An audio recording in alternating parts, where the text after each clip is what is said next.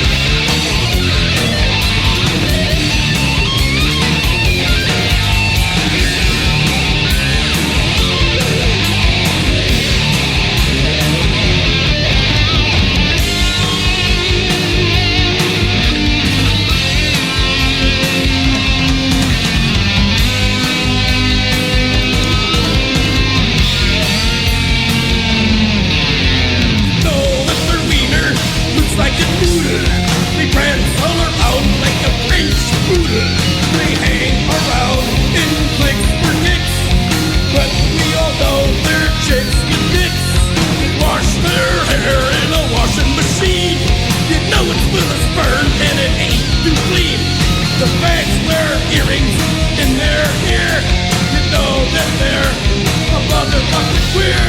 Heterosexuals have the right to rock. Put your homo head on the chopping block. Heteros wanna see rock this year. Mentors and not our queer.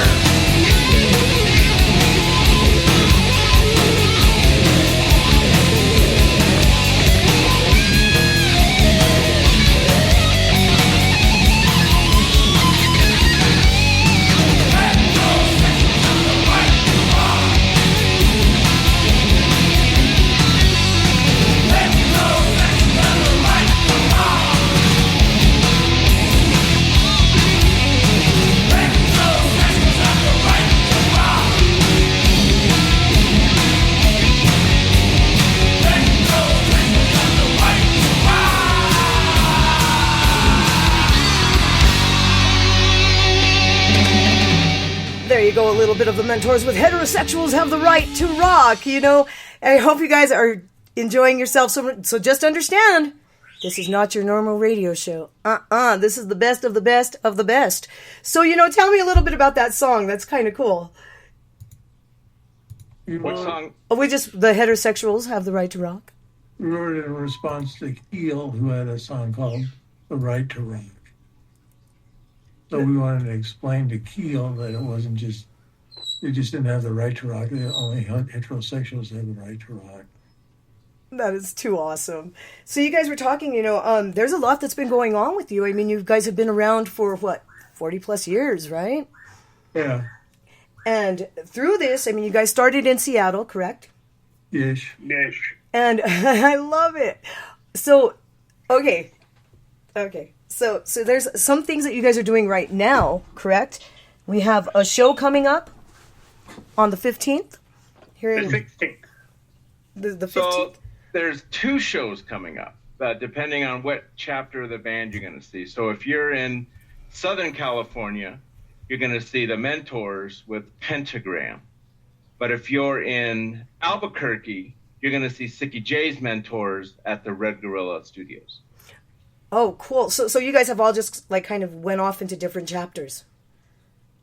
I wouldn't say different chapters. I would just say, you know, it's just like Black Label Society. Yeah, exactly. he likes to jam. Yeah. So kind of like Black Label Society, right? You got to have different chapters of the band no matter where you're at. So we'll bring the music to you anywhere that is within reason. There you go. So I hope you guys, if you have any questions, okay, you got somebody in there saying, hell yeah, what's up, SJ? So if you guys have any questions, go ahead and type them into the chat room, you know, join us, talk to us. This is what it's all about. So, you know. Where do they find the chat room? So you can find your chat room on www.metalworldradio.com. And it's the first thing that you see when you log into the site. We're also streaming live on YouTube. So if you guys want to see everybody, they're there. And I have the link inside the chat room. So enjoy that for show. So you're going to be doing a lot of different shows from what you were telling me, Jeff. You're going to have shows here and then you're going to fly out to LA, right? Sure. Yeah. Sure. So I guess we're supposed to be doing shows this spring, summer on the West Coast. So there may or may not be something at the Whiskey A Go-Go. There will be shows up in the Pacific Northwest in May. So there's that. Very good. Yeah, we had some set up at the Whiskey A Go-Go, but because of the California fires, some really big shows got moved, and they took precedence over ours because they were big ticket sale shows, and they had to move us and find us another date. And they basically had 3 weeks of shows that were just up in the air, and they're really scrambling to try to get all those taken care of. So the Mentors kind of got put aside since we weren't a definite book yet. They were just freshly starting to work on that, but they had some really big commitments to do. So they wanted to do a big Sickie Wife Beater tribute show, which we're going to also do in the Pacific Northwest. I know we have like 2 or 3 booked already. that's excluding the show this coming up Sunday in Marietta or whatever it's called with Pentagram. But Doom Dummy. Doom Dummy show. Doom. So that ended up happening. Well, that's kind of cool. So one of your members is actually touring with Pentagram, correct? Negative, ghostwriter. No. False. Okay, Yeah, so news. that's good.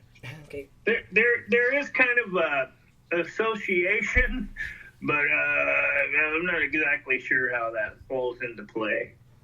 But that's not like no members of mentors. Got you. In Pentagram. Got you. Okay. Well, I'm glad that was cleared. Yeah. Yes. So cleared, but not queered. I love it. So there was times you guys have had really hard times with getting shows booked and people coming out or venues letting you guys play because of lyrical content. Am I correct? Yeah. It's really. We've had to have meetings at club like at Gilman Street and stuff like that because they were so freaked out over stuff that they just don't understand it. It's like they don't get it. So it's not something we're gonna even fucking fuck with them over because some people you can explain it to you can prove everything without a shadow of a doubt or whatever and still not gonna change their mind. They just have a preconceived notion of what we're about and we've been called every name in the book as far as what we supposedly are about that there's no change in their mind.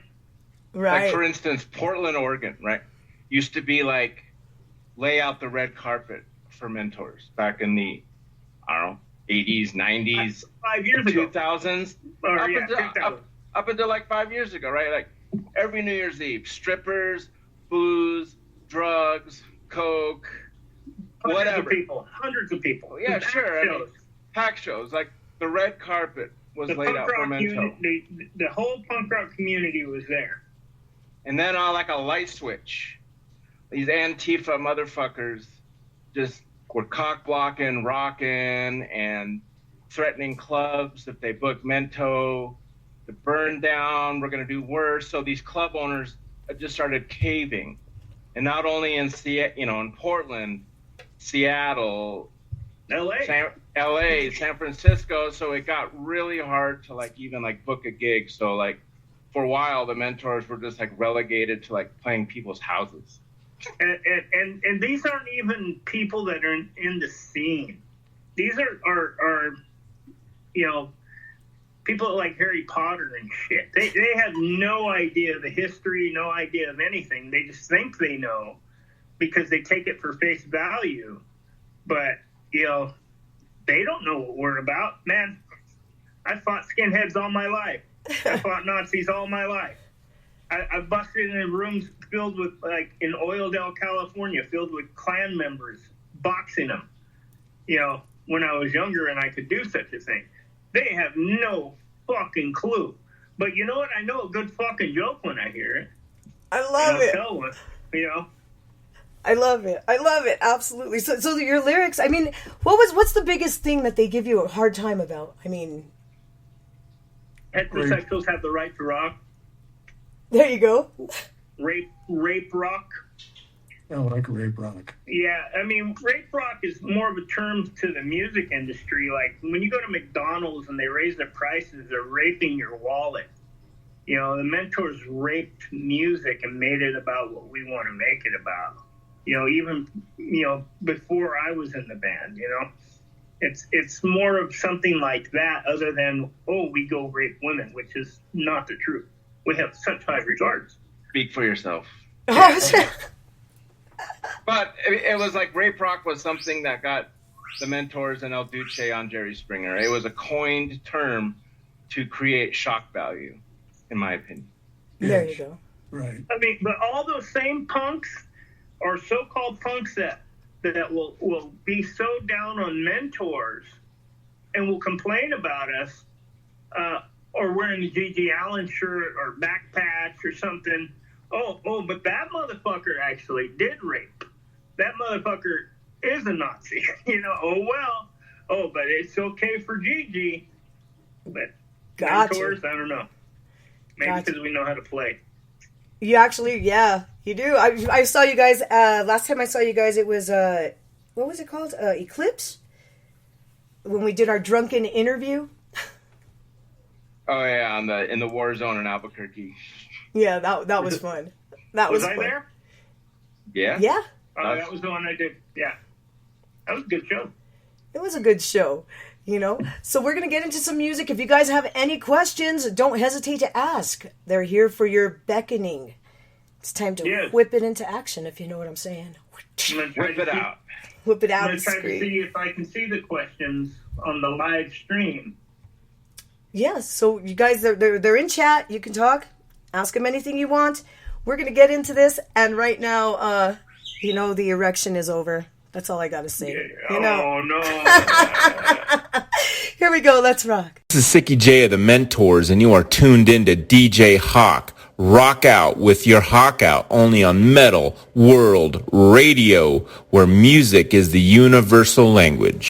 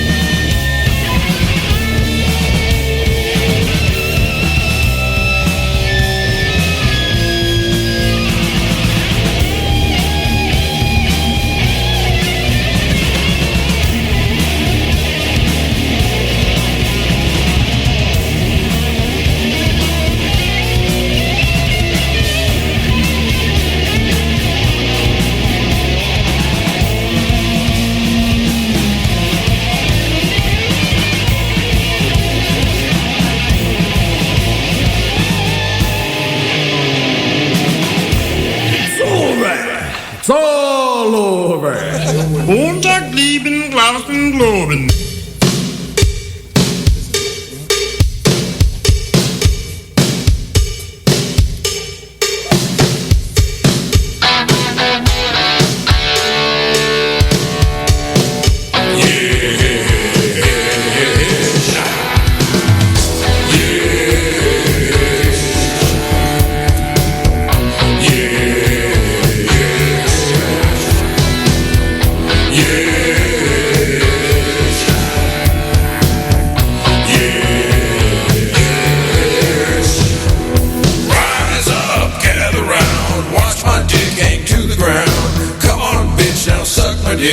Come on, bitch, and make it quick. Suck on, gonna fuck me all night. Gonna fuck your ass and lick your twat and make you feel alright. Yes. What do you want? What do you want? I wanna fuck some sluts. Yes, you do. I wanna fuck some sluts. I said yes, and she said no. You better fuck like dynamite. Well, I don't care if it takes all night. I'm gonna blow my righteous load, alright, yes. What do you want? What do you want? I wanna fuck some sluts. Yes, you do. I wanna fuck some sluts. Suck my penis. Suck my penis. My penis bullish. My penis bullish. Suck my penis. Suck my penis. My penis bullish. My penis bullish. I got the power. I got the glory. Come on now, ladies. Come on and suck and say yes. I say Yes.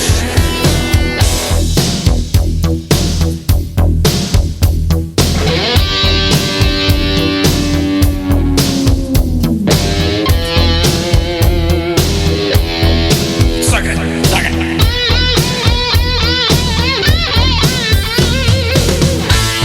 What do you want? What do you want? I wanna fuck some sluts. yes, you do. I wanna fuck some sluts.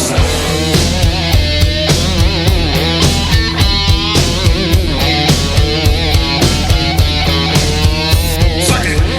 Suck it.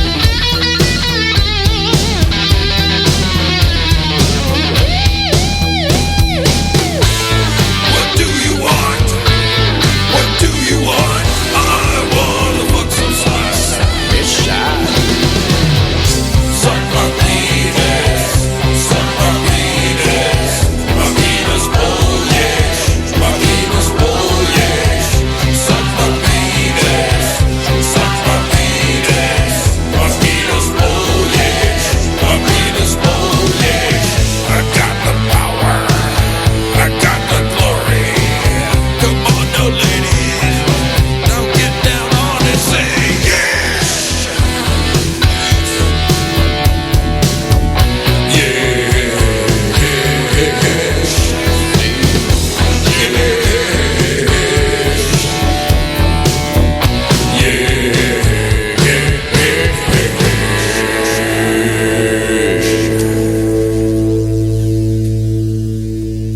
There you go. The Mentors with Rape Rock of Ages. That is such an epic song.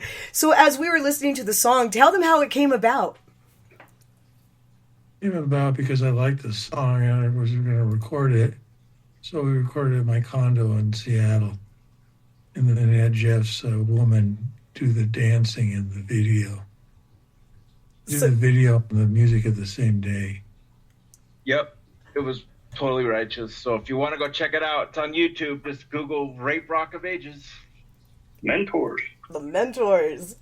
You know, you guys were telling Mentors. me. So why was he upset that you guys played that song? You've only played it once, you were saying. Yeah, we played it for Jerry. We played it for Jerry. Because Jerry, yeah, like I said, he didn't even know it was a Def Leppard song. That's how much he doesn't listen to poser rock to him, you know. You know, he wouldn't shut up about it. He still doesn't shut up about it. If he's in the front row, he's just screaming, play Rape Rock of Ages. So he kind of day. Well, now there's a reason never to play it again. Yes.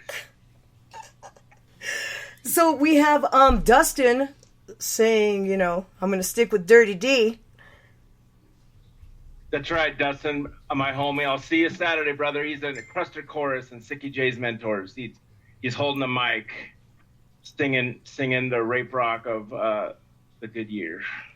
Oh, very cool. I'm loving all the support that you guys are getting. A lot of people are tuned in and they're actually enjoying this. I mean, you guys have really left your mark on the music scene and the music industry. I mean, you've done what you love to do. And how do you guys come about with your lyrics and everything? You guys are just hanging out and all of a sudden you're like, here, let me whip it out and just knock you in the eye. Like some of the songs are true. It's life. Black Snatch is a real story. We were in Portland. Everything that pretty much happened, and it ended up the song. A lot of that's what it comes down to. And like Steve said, with heterosexuals have the right to rock. During that time, butt rock was really big. And Motley Crue and all the foo-foo poodle bands were out there prancing around, and Keel had the right to rock, so El Duce wanted to make heterosexuals have the right to rock, because men with beer bellies can't get looked over. Real men, beer drinking, porno reading men. Right. So that's how they all basically come out. And Steve's got his finger on pretty much the pulse of what's going on. He's always keeping tabs on things. So if there's something funny we're going to write about, he pretty much grabs it right up. And actually, writing lyrics has actually gotten mentors kicked out of recording studios. So when we were recording Over the Top, we were finished doing all of our music beds, as in the world of recording, you call it. So we're out smoking cigs around the car, and we're putting the CD in the CD player in the parking lot of the studio, and we're like literally writing lyrics to our songs on the fly while we're drinking and smoking and having a good old time, and yelling lyrics very loud into the parking lot so all the neighbors can hear. And literally after we got done doing what we do, the studio owner said, you're putting a black cloud over my recording studio, and totally kicked us out of the studio. No. We had to finish the record in Hollywood, so it was a good opportunity to work with Bill Matoyer from Metal Blade Records again. So that's how we got to work with him, because Tom Faffel, rest in peace, kicked us out of the studio for writing dirty lyrics in his parking lot of his studio. That's epic. Yeah, another kind of story like that goes with when I did Buck Owens' Streets of Bakersfield, and I changed it to the Sleaze of Bakersfield because I live in Bakersfield, California. We didn't get kicked out, but the owner of the studio works with a lot of the people that are involved with a lot of those people. And I was begged, please don't mention where you recorded it. Please, because it got a lot of views, a lot of traction. And it was really offensive to the Buck Owens legacy. There's a part, Buck Owens owns the Crystal Palace here. So I said, in the form of the song, I walked in and said, where's the Crystal Meth Palace? And they said, boy, you got a lot to learn. Well, where the hell is Buck Owens? And then I kicked his urn, so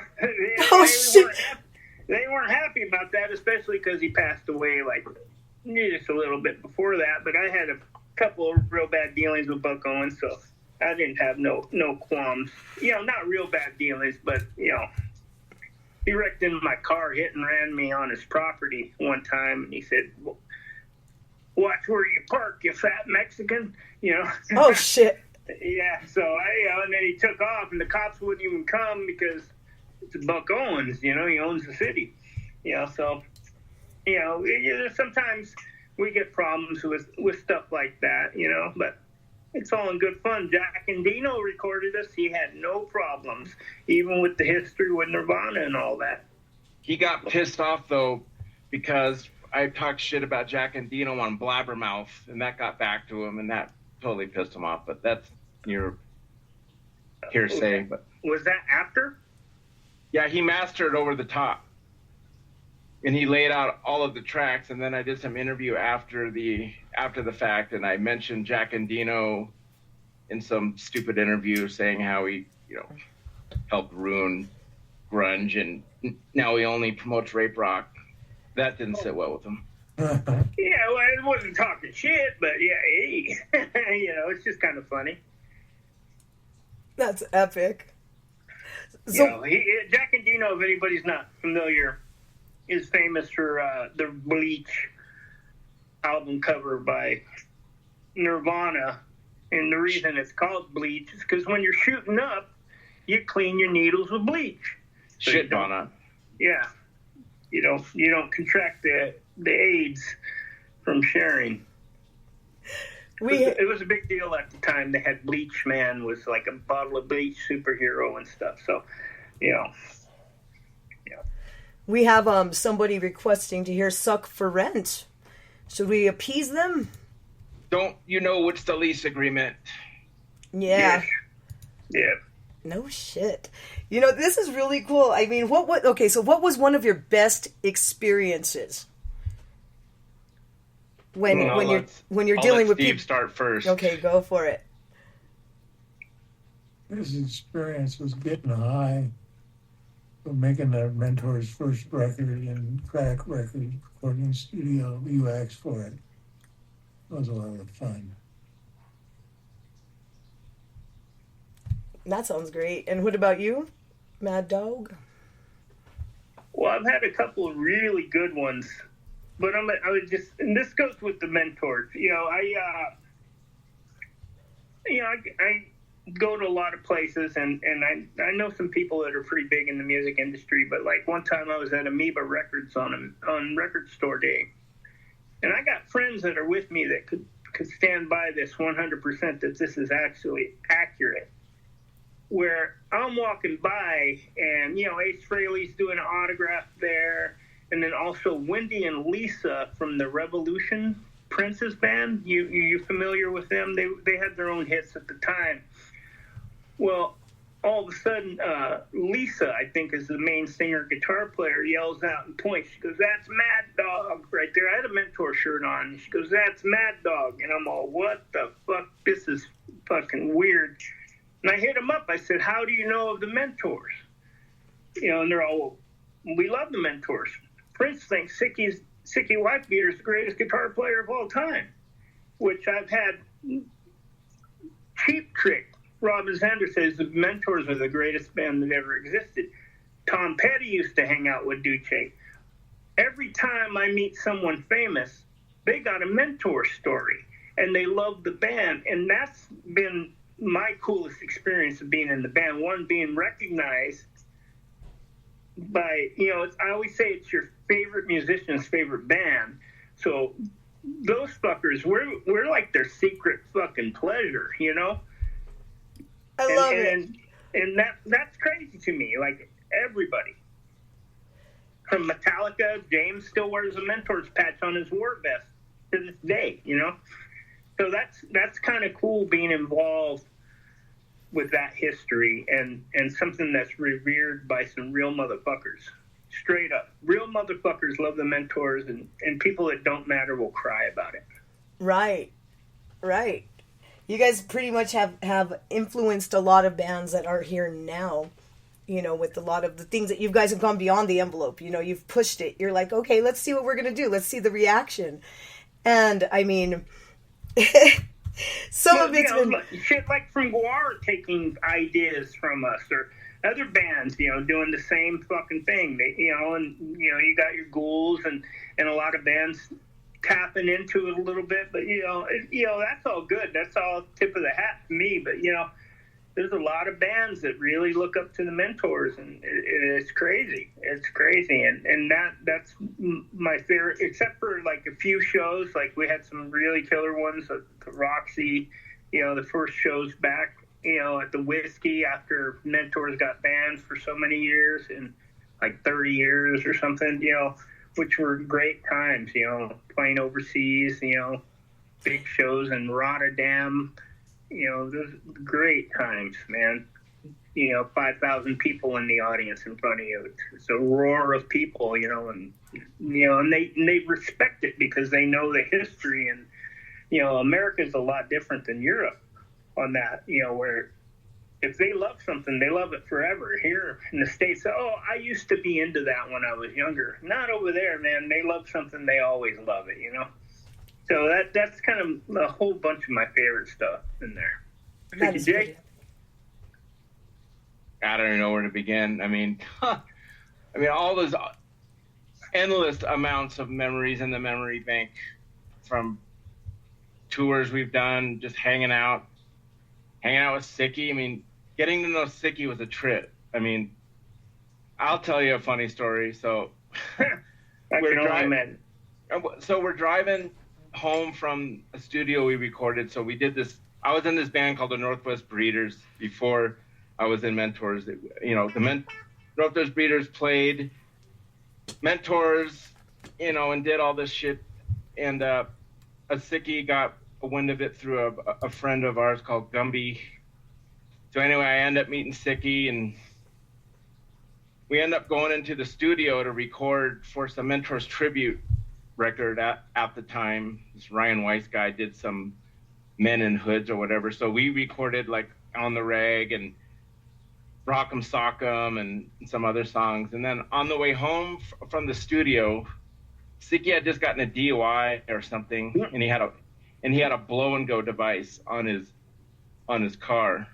So it pays to know people in high places. So Sickie knew this guy that would calibrate his blow and go, so we could actually drink like 3 or 4 beers and still blow into this device on his car to interlock, and it would blow 000, and he could start his car. So on that night, I think we took advantage of that too much. So we're driving home, and he actually had to have the engineer blow into the car to start the car because Sickie was too smashed. And so we get driving home, and like this thing like randomly wanted him to like blow and blow into the blow and go as like a check stop, right? They wanted to do a checkpoint to see if he was still fucked up or whatever. So this thing goes off in the middle of driving home, and they do that at night. Yeah, and he blows into it, and he blew over the limit, and the horns of the car were going down the freeway. His horns going off, and his headlights are flashing, and we're stranded on the side of the road because we had to disconnect his battery. So he calls this guy up. He has like this get out of jail free card. This guy knows how to like program these things. So he calls this guy up at like 2 a.m, and he shows up, and he like reprograms the blow and go so Sickie can like blow into it and blow 0 and get us home. It was like, I was like just totally blown away by that. That's awesome. So as you guys know, they did recently, he just passed away, correct? Yeah. Yeah. And how are you guys doing? Good. I mean, go ahead. Go ahead. You. That's your dad. I mean, he's gone. It sucks, you know. Talking about Sickie in the past tense is weird, but I knew him like a friend and, you know, and like a dad, right? So I you know, totally took it for granted. But like Sickie's reach went like from coast to coast, continent to continent, right? Like after he passed, like people were contacting me from like Australia and New Zealand and saying like, you know, hey, you know, he was like, you know, the greatest guitar player ever, and you know, this and that, and it was just amazing how far his reach went. I just, you know, totally took it for granted. Well, me and Jeff really had, you know, Steve also, you know, I don't know how, you know, Steve lived with him for a lot of years, and me and Jeff both had the pleasure and the displeasure of Sickie living with us, which I'm going to tell people, when Sickie Whitebeater is a real motherfucker. He's not a poser. He wasn't just somebody doing this. He was a fucking crazy motherfucker who was just badass at the same time. A fucking car wreck, without, all the other bullshit. I mean, the dude would map out how much alcohol he drank to know that he would be at a certain limit and count the booze intake and the alcohol levels on each can. He wanted to write a book, booze, for the traveling musician, so when you get into different counties, how much, where you can buy booze, where they sell it, if it's a dry state, if it's only on, and you can't buy on Sunday. He wanted to do all this stuff. So when it came to that shit, I mean, when he moved with me, motherfucker puked all over. I mean, he was a stone cold drinker, and man, he wrecked into my tattoo shop wall a few times. And what really sucks for me about his passing is I didn't get to see him again. I didn't see him for a long time. We were in and out. He either hated me or he liked me, and I was indifferent a lot of times. I mean, I love him like a brother, but he did some crazy shit, but I love him, and it really sucks because I would have, I always told myself, I just want to run into him and just fucking put my fucking arms around him and say, look, I fucking love you regardless whatever you think at the time, or because he was like bipolar with the way he felt with me, and it really sucks that I didn't get to, really fucking settle that with him, because I know sometimes we would write each other on Facebook and it would be fine, and other times, most of the times he just sent back emojis, a thumbs up or a fucking a fire or something, heavy metal fucking horns or something, He wasn't much into that, so I really didn't have a way to, like, him being in Indiana, I didn't have a way to get a hold of him. But, when it comes down to someone that is 100% a mentor, the dude was not a poser. He was real to the bone and a badass motherfucker, That dude can play guitar like no other, like no other. He really fucking knew how to play. And that was, and I loved it because me and him rehearsed all the time. He lived with me. So we would fucking rock, when we weren't playing shows, I'd play this video on YouTube. It just, what sucks, I hate because it's a still camera and you can't see them, but me and him are playing the songs and they sound great, and, and I miss that, but then, he got sick, and what's crazy is he didn't want nobody to know. Nobody fucking knew. And then surprise, he's gone. So it's really fucking hard. It's really fucking hard because he's not there. He doesn't have the chance to be there. And, he was amazing. Right. It's, it's always hard, but yeah, he did leave his mark for sure. We have a question in the chat room, and it says, musician question for the tours. Did Sickie ever get any indication as to how he developed the over-the-fretboard soloing style? He actually mastered this and could play leads in key, and I always wondered what inspired him to do this. Oh, over the frets and under the skirt. Yes. Totally Sickie. It was instinct. There was nothing. I could see that he just sat home and practiced. He would put a cig in his mouth and just shred. And that was just part of his shredding style. How'd that become, Steve? How do you think he figured out that shit? I saw this guy in California do it when I moved to California the first time. This guy named Alan Myers was a good guitar player, and he played over the top. I told Sickie about it, and Sickie took the ball and ran with it. That is pretty epic. That is epic. Point. So we're going to get into some music right now. We're going to play Suck for Rent for you that requested it, so hold on tight. Do you guys want to tell them a little bit about this song? What's the name? Oh, no, go ahead, Steve. What's the name of the song? Suck for Rent. Yeah, I can tell you how it was written. So back when we were, so this is when Sickie lived with me, more or less. So he would come and stay at my house for just weeks at a time. You'd just sleep on the floor and click his feet together. We called him Sickie Foot Clicker.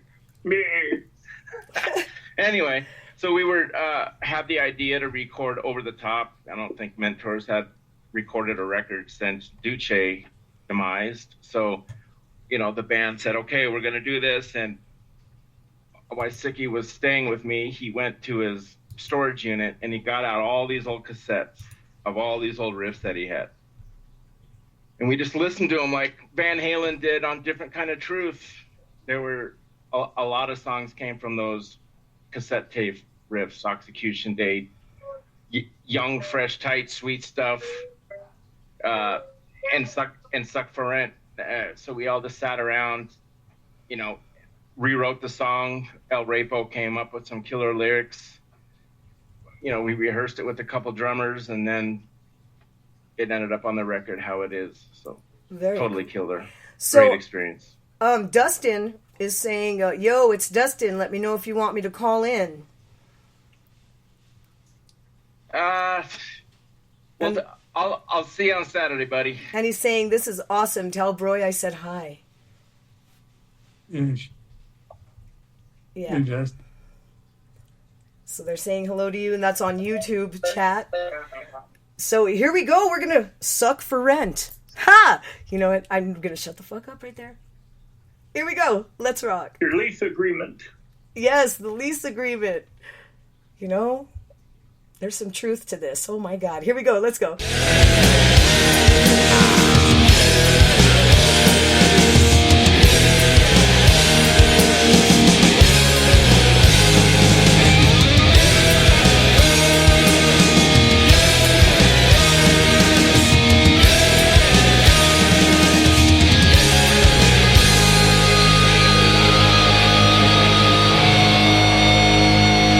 Suck.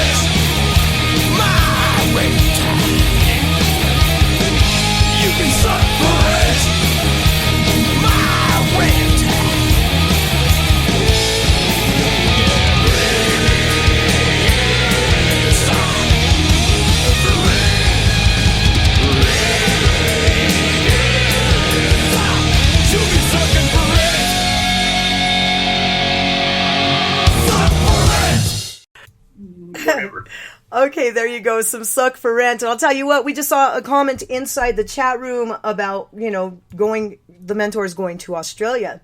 So, you guys were saying, if you guys know a good promoter that's willing to book them out there, get her done. Get her done. How would they get a hold of you? Up on the Facebook. Anybody that books Antarctica, we're wanting to go there too. Yeah, we're going to throw Guar out. Oxys and blues, I'll give you a bruise. That's what they just... There you go. That's a great album. What's one of your favorite songs off of that one? Suck for Rent. Suck for Rent's a great song. It's our lease agreement. Yeah, it's a great song. Over the Top, just because I know what it's about. Because once you have a golden shower and you go over the top, that's just a whole dirty experience. Oh my God. That's fucking awesome. So, there's a lot of really cool people. You guys are tuned in. You guys have questions for the mentors. Please don't hesitate to ask, because they're here for you, as you guys have been there for them, supporting their music throughout these years. I'm noticing that, you're still getting a really great following. People that had never heard you before, they're just like, oh shit, these guys are good, I love it. We take pride in the music first. The lyrical content is always second. We're musicians first, and that's what matters. Okay, so let's see. He's like, I'm too busy listening, so sorry, Dustin, Dirty D. So Dirty D is doing what? He's doing vocals for you, or? Yep, he's holding the mic for Sickie J Mentors with him and Jimbo Duce. They're a lethal combination of ability and crusted chorus. And that's for your Albuquerque mentors, yeah? I'd like to explain something. Through the history of the mentors, there's something called the Cruster Chorus. And the Cruster Chorus is basically our friends that want to carry the equipment in, and they're saying they're in the band to get in the show for free. So they'd end up on the stage with hoods on singing backup vocals. Because, Duce and myself play drums and sing. Well, it's not that it's hard. Just sometimes we need some backing because the guys are up front rocking out, basking in their fame and, taking all their glory. So I need a couple of dummies, and a lot of times it works really well. But a lot of times we get those ones that just won't shut up. But, so the Cruster Chorus is something of like, if we had the cigar and the cigarettes, if that was our band, or how bands have that the girls in the back. Well, we have what's called the Cruster Chorus, which is a bunch of dudes peeing all over themselves. And they go trunk up for the band. They got to go and get us beer. So we hit when we go into a dry county at 2 a.m., we're fully stocked up. Not just beer. Not just beer. Here's a good funny story, a Sickie wife beater story. Sickie was famous for if there wasn't speed or something close to speed at a show, you wouldn't get a lead. No speed, no leads. No go-go, no show. No show. Oh, wow. Yeah, and he wasn't fucking playing. He was a fucking straight asshole about it. So, like, one time, we're in Oakland at the Stork Club, and our buddy Jerry drove all the way there to see us, drove about 4 hours. And a lot of people, when we play, we get a lot of people that drive from all over because it's a special thing. So he had to, which he wasn't going to play. Sickie was just refusing to play.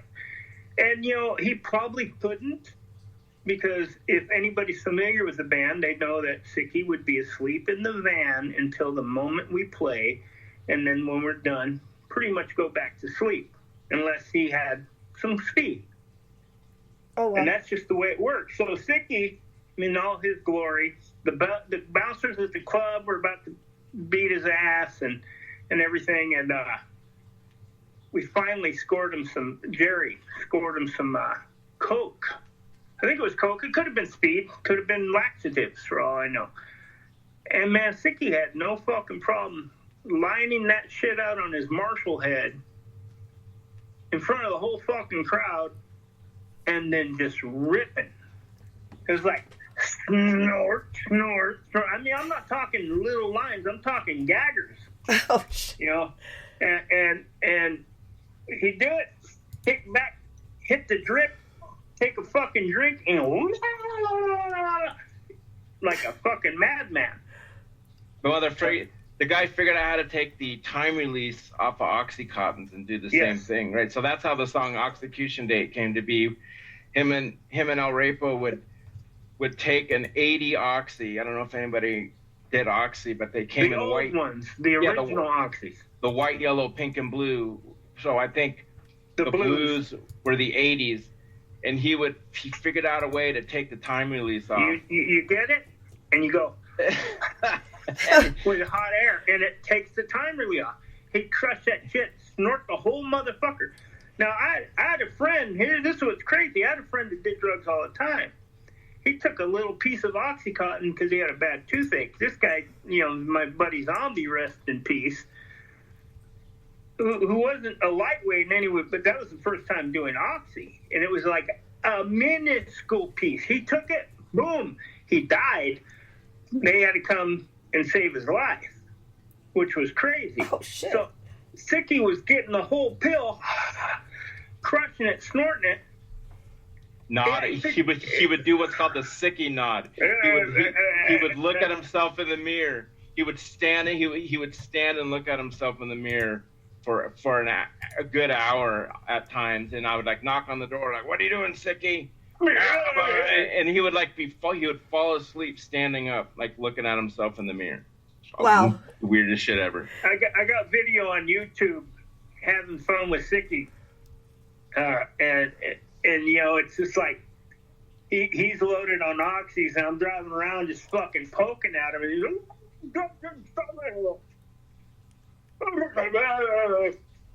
you know, it's just a fucking classic. Had so much fun with him. That's epic. Crazy motherfucker. Crazy. So, and you know what? Go ahead. Here's another crazy story. We're playing, I think, Steve, where was Anal Cunt from? Boston. Is that where we ran into Seth? Is that the one that passed away? Yeah. Oh, so Sickie's living with me. So we go on tour. We come home. About a week later, we get this box. I mean, I'm talking a 2 foot by 2 foot box, packed full of pills. That dude from Anal Cunt shipped it all to him. Oh man, it was gone in a week, man. It was full. He was in heaven. Did it all. Me and Sickie and Seth did a show. I played drums. Sickie played guitar, and Seth sang. And we probably did 10 Mentor songs. It was weird, but it was worth it. I'm sure it was rocking. It was great. So remember that guy from Thor wanted him to play guitar for a tour. Remember that? Steve is hitting us up at the whiskey. In Portland. That's right. It was Portland. My mistake. Portland, the land of the other white meat. Porkland. Yeah, man, that place really needs a reverse back to how it was. Well, don't you worry. We'll be going back in May, so we'll relive their nonsense. We'll either come out alive, or it might be it for us. So World League Newcomer says he wasn't sleeping, he was living. It would be awesome to hang out with the mentors. Y'all plan on touring? As much as we can. You know, we're all getting older, but, you know, I mean, there's a lot of places that will not have us.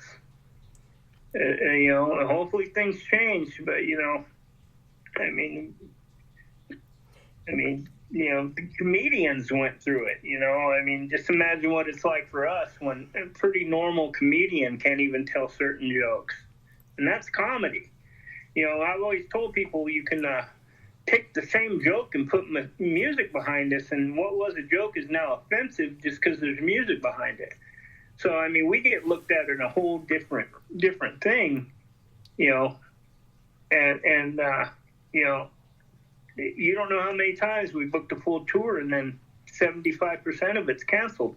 I mean, we'll be in Eastern Europe and can't play the main city. And where was that, Steve? I mean, there was so many cancellations because of that shit. You know, even over there, you know, Poland and stuff. You know, I mean, not Poland. Poland was crazy. People were swastikas in Poland. Wild. You know, and that's something that kind of baffles me is, you know, they can have bands like Anal Cunt, you know, Cannibal Corpse, some of their lyrics are out there, you know, I mean, but why the Mentors, why do they have to be like, no, you guys can't come in there, you know? Because we led the generation of that bullshit. I tell you what, we're the OGs. That's why. Absolutely. Yeah. And the moniker Rape Rock. So we have another question in here. Are the hoods just a black pillowcase cut in half? I'd love to buy a signed one. It's skin. It's skin off of certain things. It's skin off of certain things? Yeah. What are those certain things? I skin my cat and I paint it black. I was doing baby seals myself. Oh, I guess that's one for the club. With a big hammer, with a big baseball bat. Yeah, it's pretty much pillowcases, T-shirts, whatever. I mean, there's been times where we forget the hood and we gotta, you know, make one real quick. We all got pretty good at sewing. I've used my own underwear as a hood, so don't feel bad. Luckily, he wears black underwear. Luckily, he wears underwear. Yeah. Yeah. So yeah, they're little brown right there. So they are asking, do the Mentors sell hoods? So they're looking to get some of your merch here. Do you have a place that they could buy merch at? Yeah, my Facebook page. So, yeah. Okay, so... Steve Broy, Facebook, or sbroy at AOL.com. Or if you go, SBROY at AOL.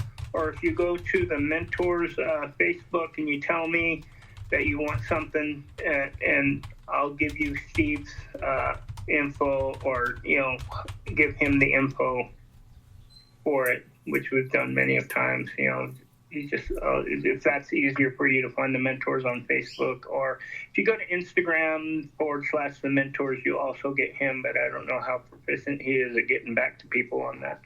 Okay. Or come to our shows. We sell hoods. I'll give you my hood. Personally. Yeah, we got so much merch at shows. It's ridiculous. We got vinyl, we got cassettes, CDs, 8-tracks, reel-to-reels, you know, books.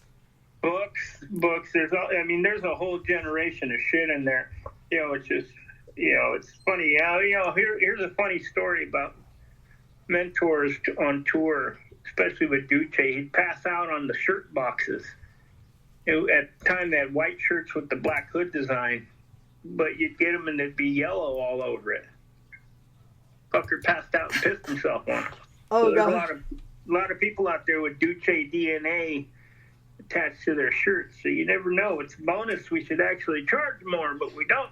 All right. That's right. We don't charge extra for a golden shower. Yes, it We'll just comes give with it the to you. territory.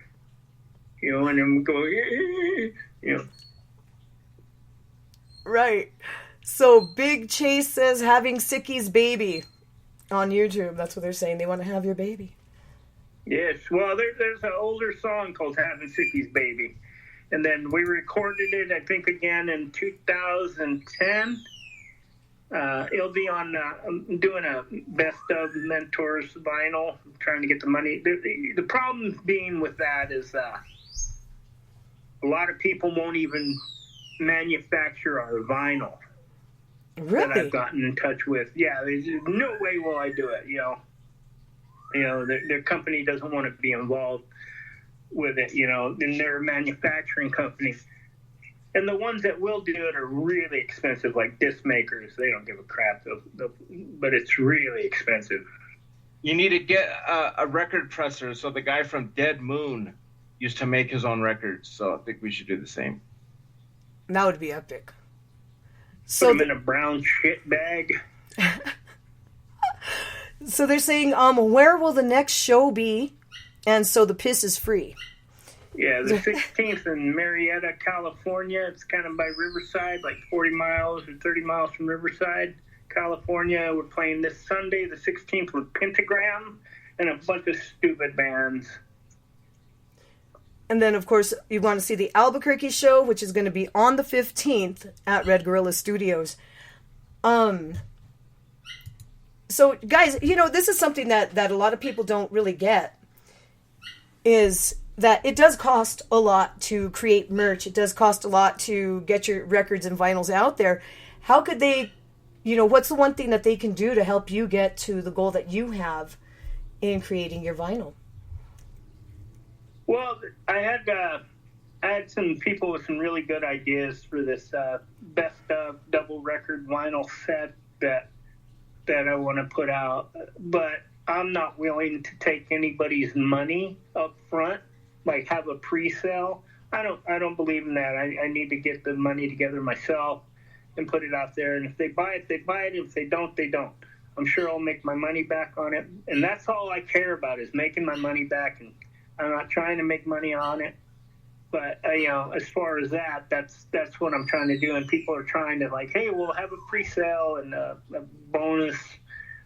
Be involved with the pre-sale and get a fucking free T-shirt if you pre-order, you know. And I don't want to do that. I just want to get them the product. As far as Steve goes, he's just always filled up with everything, you know. Would you say so, Steve? Yeah. Yeah, he's got everything you could possibly imagine, you know, that you want. He's got the karaoke stuff from Duce. He's got the karaoke stuff from himself. He's got stuff he's recorded with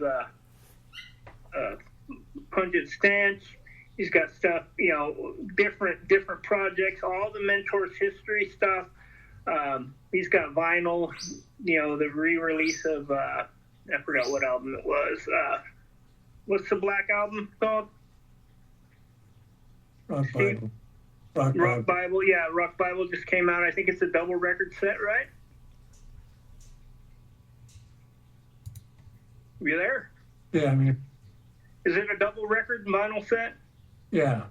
Yeah, that's a little bit more expensive. It's like $40-$50, but it's worth it because there's limited copies on that stuff. So, I mean, and if you're a record collector like I am, you know that stuff goes up in value real fast. And that's kind of a cool thing about the Mentors, is that, you know, our stuff is really sought out. And a lot of times people are paying this big money for stuff on eBay and Discogs and all that. But, you know, we have all that stuff. We got the original pressings from the 80s, you know, and they're paying, you know, a couple $100 for some of that stuff. But we got it all, you know. Right. You guys go check out all their merch. You know, that's something that a lot of people just don't get, is like the more that you support live shows, the more that you support with the merch and stuff, guess what? You're going to keep everything being created. Right. You know, and it's fun to have, you know, it's fun to sign. I sign stuff all the time for people. Most people that ordered even like the Mentor stuff, I mean, they just wanted autographed and sent to them. And I found my CD for sale on Amazon for $1,500, and it actually had one sold previous to that, just because somebody didn't know that they can order it from us. $1,500. That's insane for a CD. You know, and for the Lust Muscle one. Really?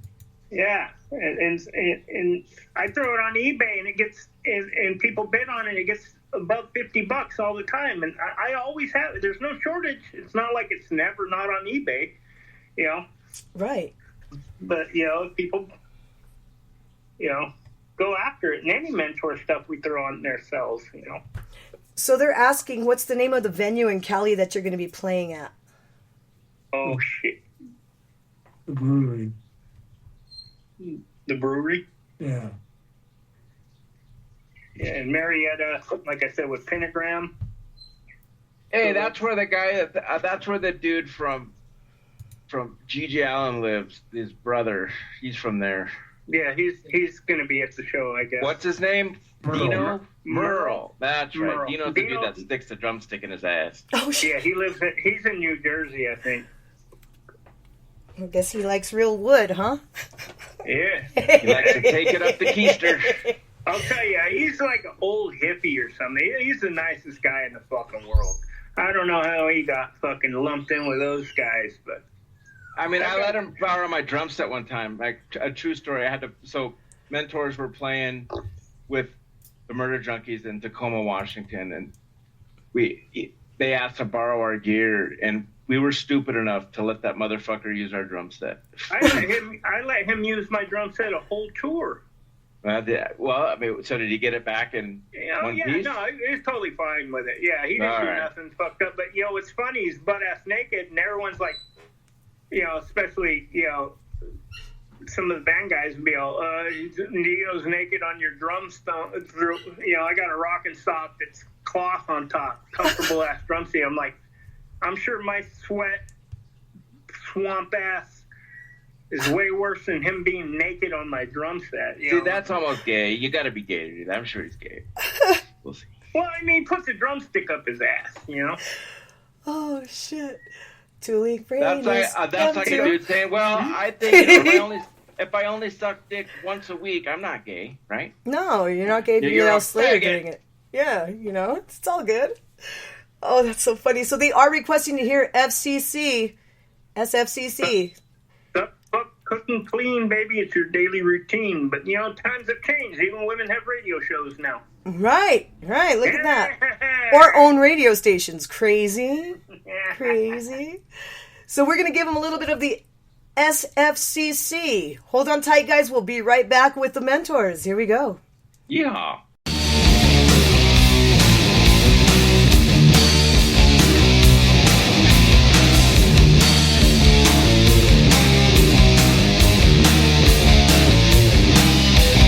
Sucking, fucking, cooking clean, baby, you know what I mean. Gotta do it every day. Sucking, fucking, cooking clean. Fuck, you know what I mean. It's your daily routine. First you suck, then you fuck, then you cook and clean my bed. Sucking, fucking, cooking clean, baby, you know what I mean. I'm the king of the castle. Sucking, fucking, cooking clean, baby, you know what I mean. Don't give me a hassle. First you suck, then you fuck, then you cook, and last you clean. Suck and fuck, cook and clean. Come on, slut. You know what the hell I mean.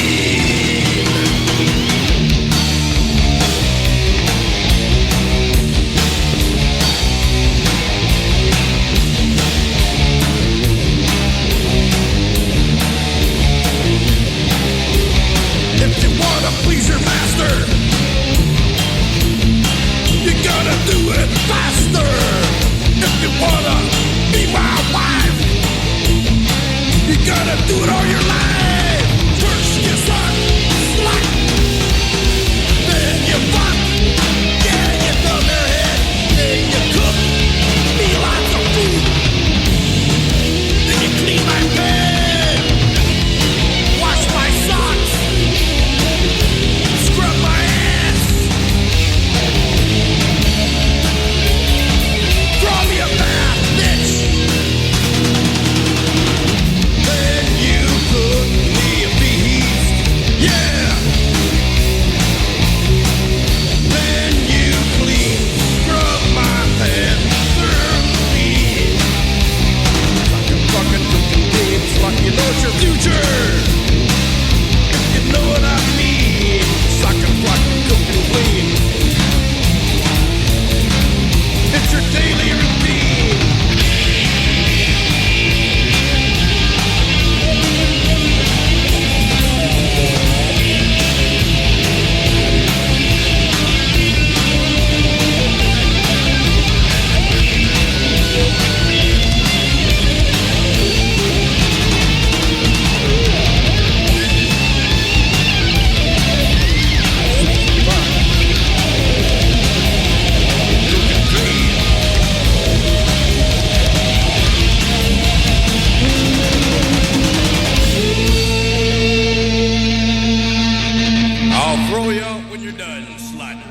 go. There's the FCC that you requested. So as we were talking during this little, while we were playing the music, you're a huge Kiss fan.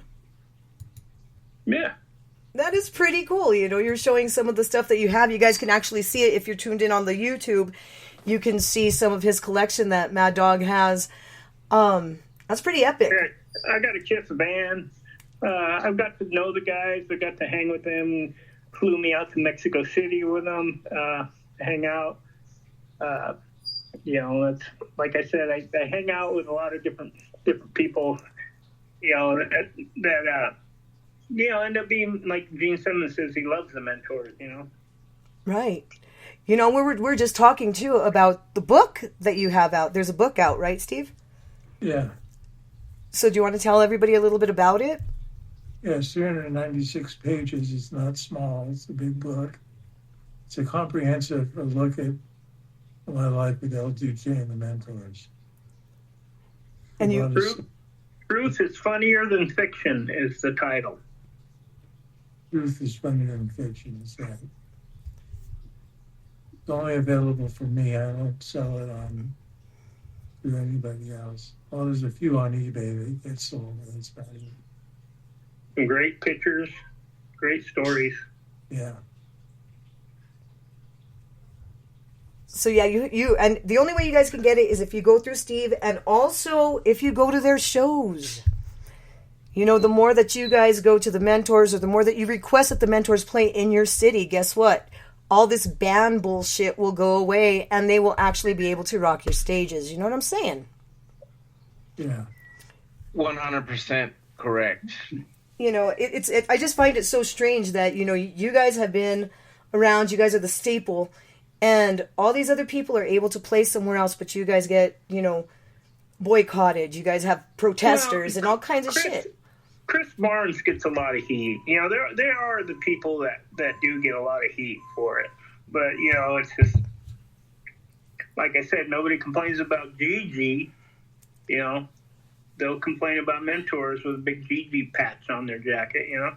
Right. Right. So I do have, I don't know, do you guys want to continue going? Yeah. Let's hear Black Snatch. You guys want to hear some Black Snatch? Well, I don't ever think I want to see a Black Snatch, but we're okay. Mark, is that written about the Boom Boom Room in Portland? That's the what's that club called? I say it.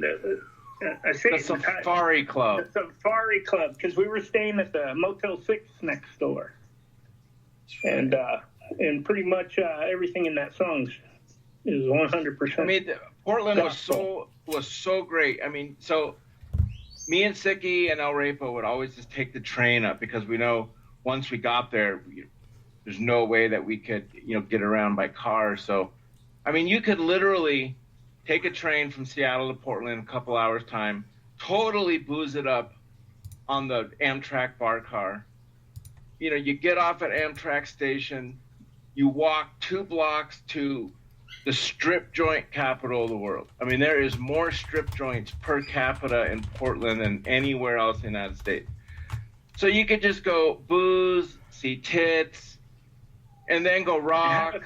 Have a steak at the same time. And then have a steak at the Acropolis, and then go back to the strip clubs, and then go back to rock. And I mean, it was just a back and forth. Just 2 days of just total debauchery. And that's just all gone. That shit doesn't exist anymore. And the clubs are gone? The clubs are gone, or the all the good clubs in Portland gone, leveled, COVID. The only one that's still around is Dante's, and that club is the sound guy and the owner are registered Antifa. So you can't play there. Mary's club is still open. Gone. All those cool strip clubs are fucking gone. Gone. Mary's is open. They're still on. That's the one we went to. Mary's club with the promoter of the Red Room, because his wife dances there. And I remember, like, you've been there recently. I just was told by somebody. I asked about that. No, I see their Facebook all the time. Okay, good. Yeah, maybe I was Federline shit then. But anyway, moral is Portland sucks now. It's never going to be the same thing ever. But I remember one time, me and Steve, like, we went, the whole band went to Mary's club, And I walked around the corner, and there was like this theater, adult theater. And I walked in, and there was like beautiful blonde, hot porno star looking girl being just. They had a bed in the theater, and it was whoever comes up can handle it, you know? I mean, the cool thing is about me, if you get kicked out of Mary's like we've been, you just walk across the street. Like I remember Sickie got us kicked out of Mary's because he stood up and told her, "You look like a dude." Oh, shit. And then we just get kicked out and we just walk across the street. No big deal. That's fucking awesome. That is awesome. Sickie was, like I said, 1 in a million. You know, it's just his growl is, the shit, fucking shit, just fucking man. You know, and it was 100% natural. You know, so him saying what he thinks. Somebody looked like a dude, and this fucker looked like a dude. You know, it's just how he was. You know, and that's probably what he felt. You know. That's Yeah, awesome. it was classic. But yeah, you know, they just kicked us out and we just walked across the street. Tell the other stripper you look like a dude over there. Oh, shit. You know, it's all, maybe Sickie was being serious, but, you know, we can have fun with people, and it doesn't matter who they are or what they are. You know, it's funny. It's just funny how things are taken. But you know what? Portland's a fucking different place now, you know? Yeah. I don't know. Well, I have to admit, you know, hanging out with you guys, you know, at the Eclipse was pretty awesome. That was one of the best experiences I ever had. And our drunken interview was really great, you know. Right now, somebody said you have a sick room. Oh, thank you. Yeah, they're Unless liking they're your room. talking about Steve's, because he's got that cool fucking stained glass behind him. He's in the Church of El Duce right He there. actually lives on this mountain called Rape Rock Mountain. No joke. It's the greatest place on earth. It's like Disneyland. It's Rapé. Remember, there's a hyphen at the E. Rapé Mountain. You know, where is it in Sweden? They have that is it tobacco dip called rape tobacco? What? Yeah, look it up. I will. Yeah, there's a lot of things, and yeah, we rape this and rape, you know. Go ahead, Steve. Skull rape. Yeah, skull rape. So bad. That's awesome. So you wanted to hear Black Snatch, and I am going to play that for you guys right now. If you guys have questions, remember, type your questions out on the chat room, YouTube, wherever it is, and they will answer whatever it is. Tell us your best mentor stories, guys. You know? Yeah, Black Snatch for equal opportunity buttfuckers. Oh, I love it. Here we go. Let's rock. My name is Liquor Not a Lollipop. Don't hate on me. Don't hate. Don't even hate. Okay. But you can hate on my ass. Yeah. Oh. Hold up.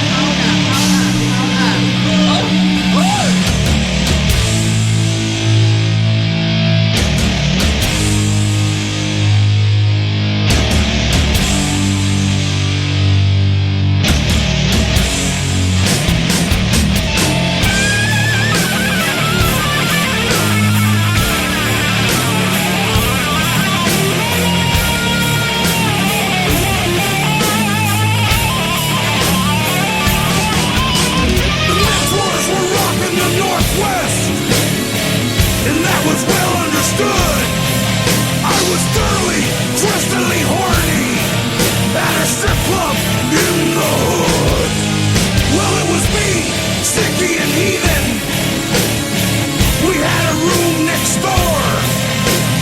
Fuck all this booze, fuck all this stink.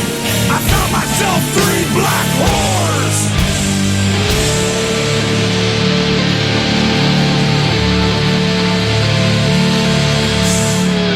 So you like black metal? Well, I like Black Snatch at the Safari Club in Portland, Oregon. That's where I met my match. So you like it evil, like fire from down below.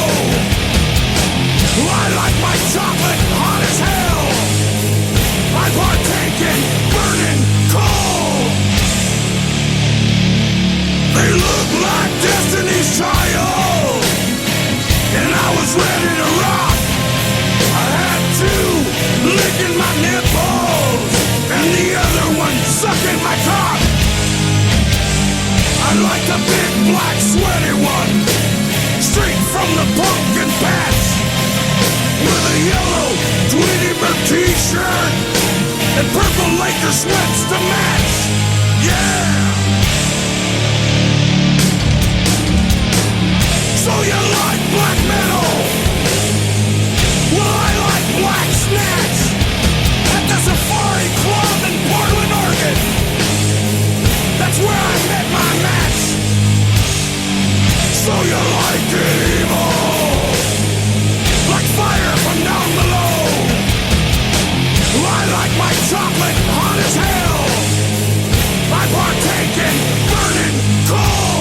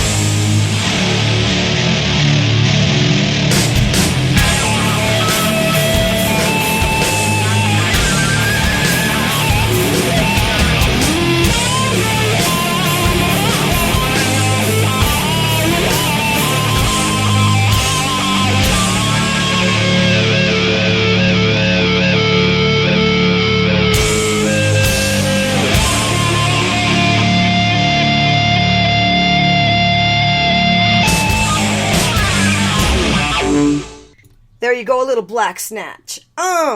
So tell me what we were just talking now. So tell me a little bit of what we're let's kind of get everybody caught up here. The porno drum set history. Marc Duce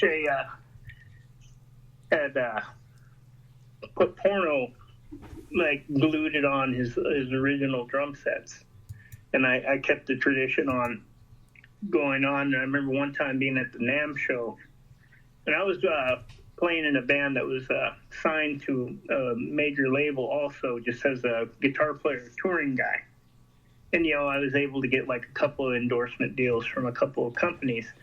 Well, one company that was going to give me a drum set endorsement deal, and they did custom finishing, and I ruined my deal by saying, okay, we'll do this, no problem.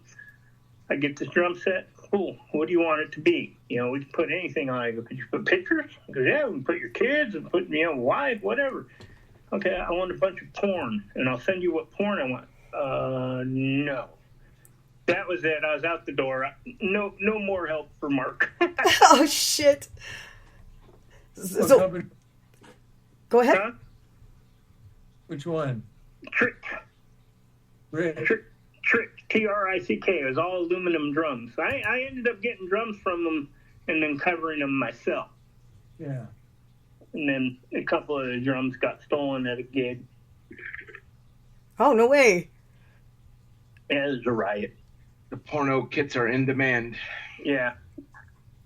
I bet. So they're saying, is it true mentors had their first parental advisory label?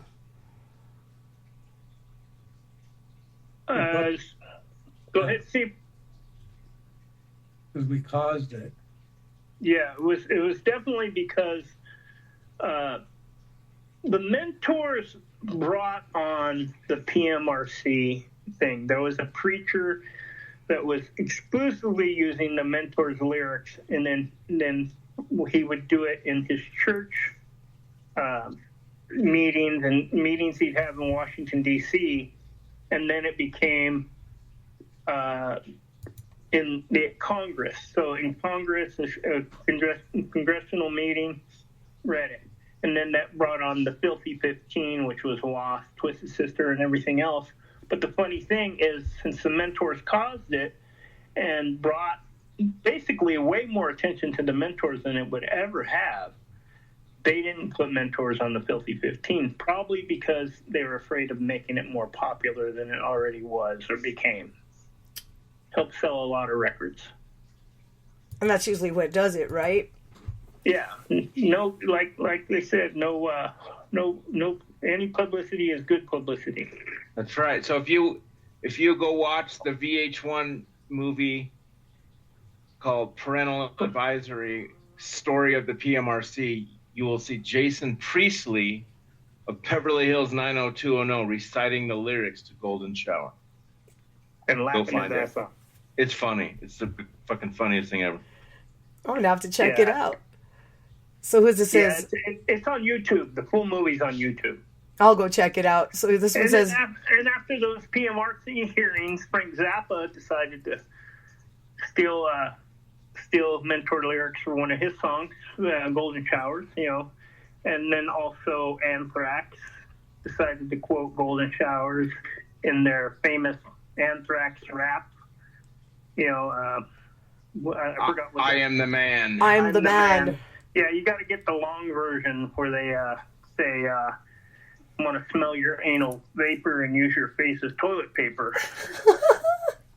And on your face, I'll leave a shit tower, Golden Shower. I'm going to have to check it out. Well, I think I have Diarrhea actually. power, prune skin power. Yeah, prune skin is the best one. How the fuck do you think of that? Tell me about it. Prune skin power. Oh, some showers. Just about giving a chick a golden shower, but instead you use her face as your toilet paper. Oh, Jesus Christ. El Duce had this wonderful way of rolling his R's, which we ended up doing like in a lot of different songs, like Rape Rock,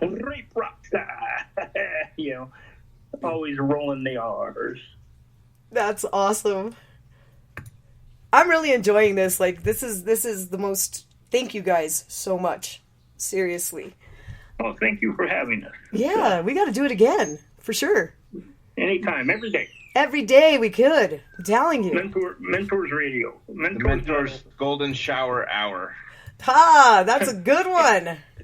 When I was younger, I used to always walk around saying, Master, Master, please don't be so mean. Shut up, slut, and get the Vaseline.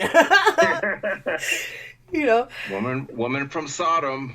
Yep, exactly. Yep.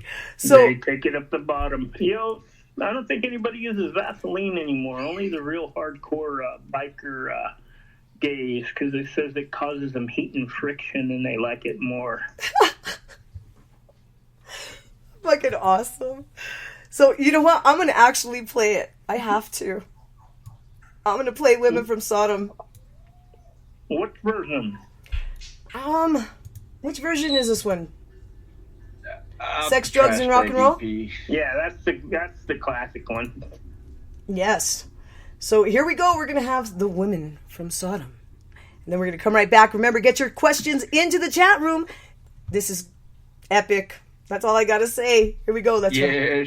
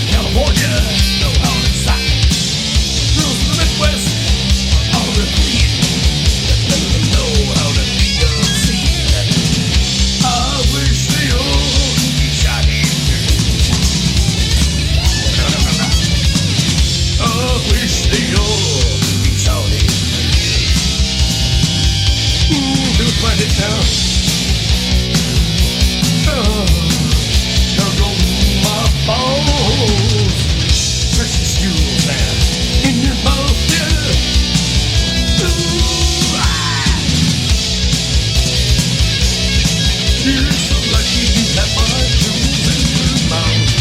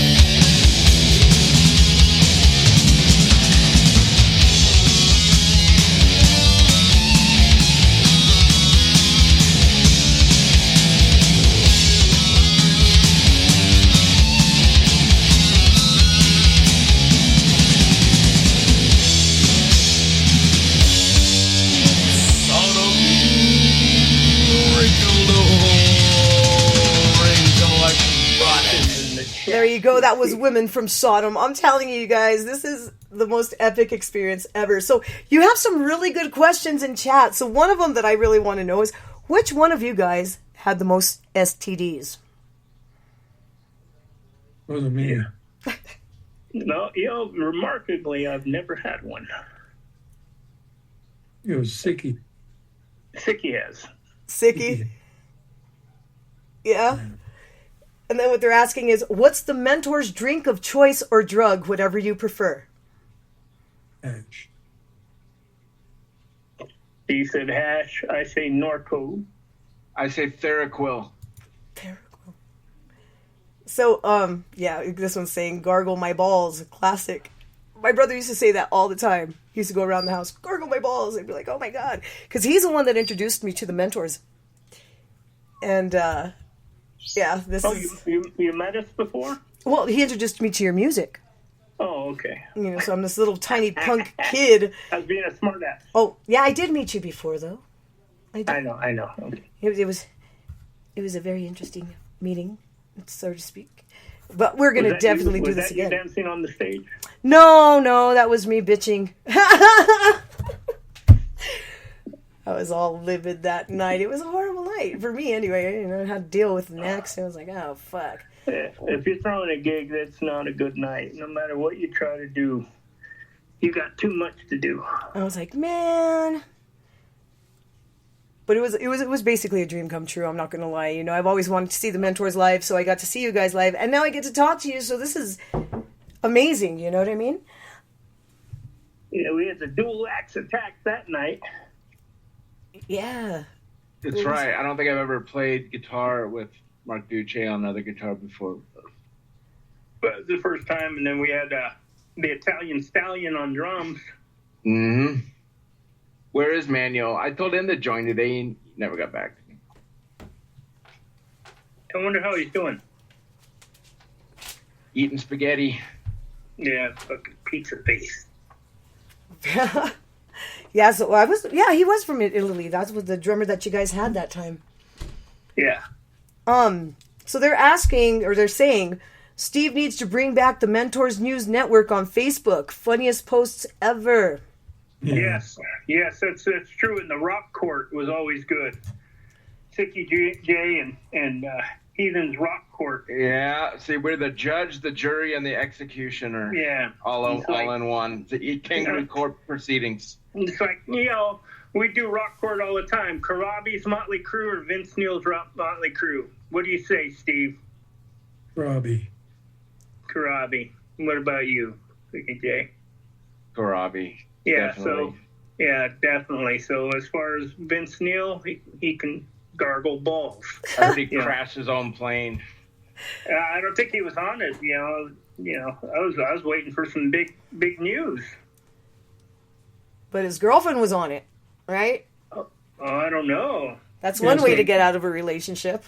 Yeah, he probably he needs to get rid of her. John 5 has the hookup on some new tail. So. Yeah, he wanted the bitch dead, so he gave the pilot roofies. crashed the plane right into the runway. Oh, that's crazy. You know, what's funny too is like, you know, we don't have a filter. And you know, big news like that we hear about right away. And like, I remember we played the Whiskey like the day after Whitney Houston died.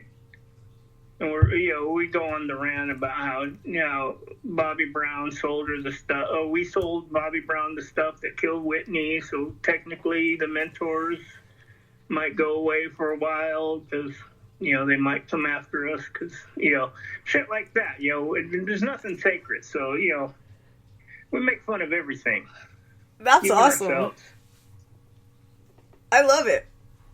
You know, and that's what people need to understand is, you know, you can take it however you want. You can either be sensitive, cry, be a little pussy about shit, or you can laugh it off and just see the humor in it, you know. And I remember when Pete Townsend even got the Rock Court treatment.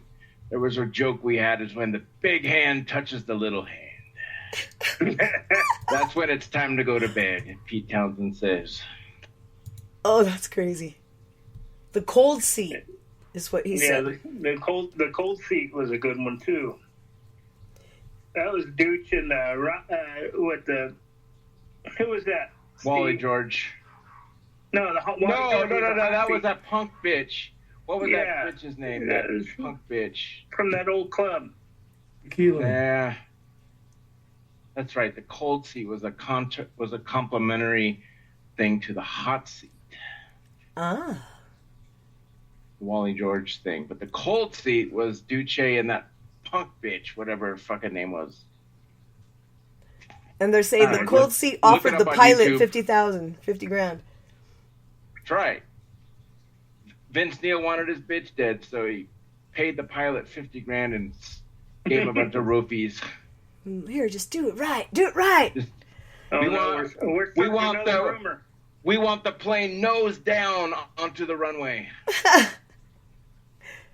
So what was this? So tell me. Okay, so Dallas, they're saying was legendary in 2009. I don't know. You said it was pretty bad to speak about. You said not bad, but I would hate to be the. I don't know. I ain't gonna say anything. Just Dallas. If you were there, you know what happened. There you go. There you go. So, you guys, tell me a little bit about Police Hotel. What's this about? Go ahead, Steve. You're the only one there for that one. Yeah, it was like Duce's song about going to the police hotel on Wilcox. It was a jail. Wilcox Avenue in Hollywood. So it's Go ahead. It's a famous Mentor song. It was on an album called The Sounds of Hollywood. Mystic Records, Doug Moody put it out. It had a bunch of punk rock bands at the time, Black Flag, Mentors, you name it.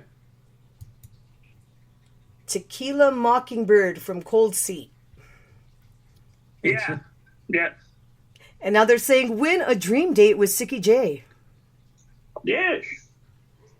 Now you're talking. Send your nude, explicitly nude photos. I like Netflix and chill. He's on Netflix and chill, smoking some beautiful herbals and that win a dream date with El Duce has to be so classic. I mean, it's the most classic thing. The whole fuck movie, all that. That's what got me into it. You know, it's when the second that, you know, solidified in my mind that this was the greatest band ever.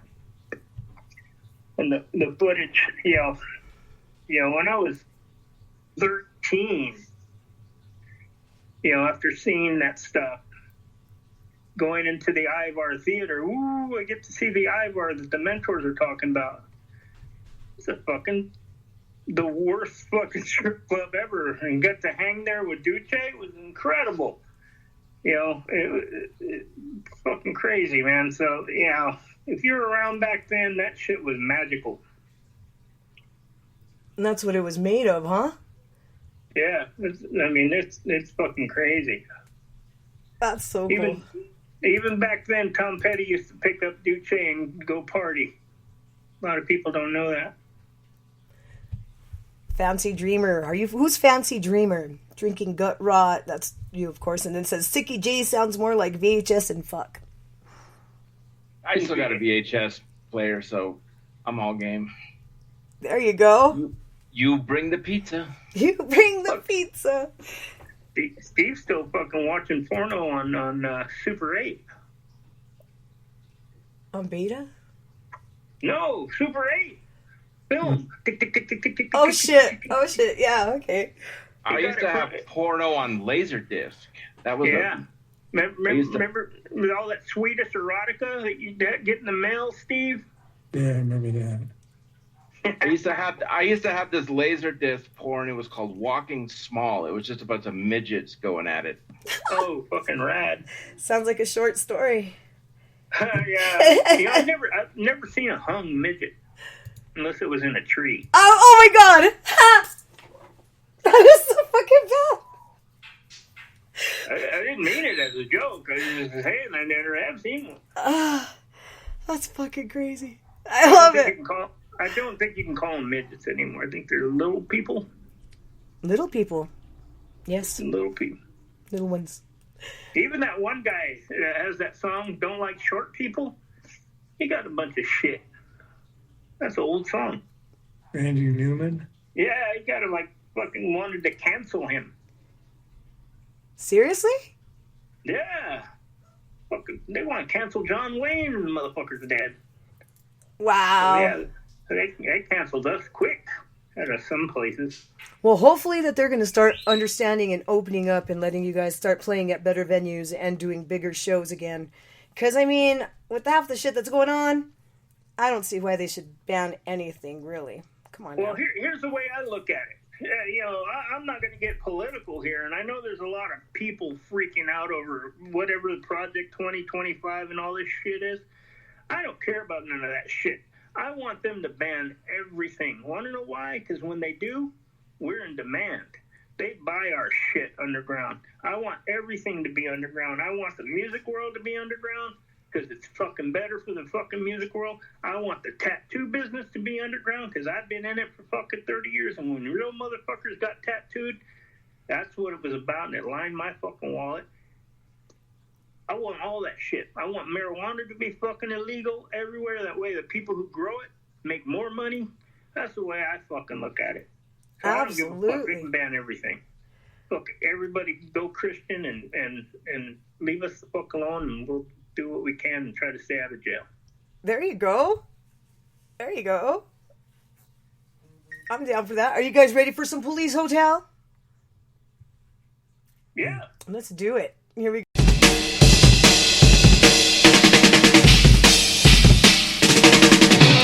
Listen, everybody, you must understand. It's happening outside the Cafe Grand. Beer's too expensive and you're poor, so head down to the liquor store. Better listen now, or you're going to be in a cell at the Police Hotel.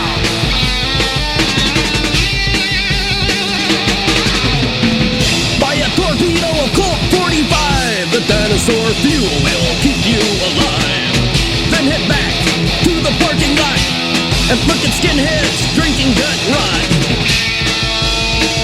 And listen now, we're going to the cell at the Police Hotel. All over the stinky block, skinheads, blue hairs, or a mohawk. There's cops and helicopters everywhere.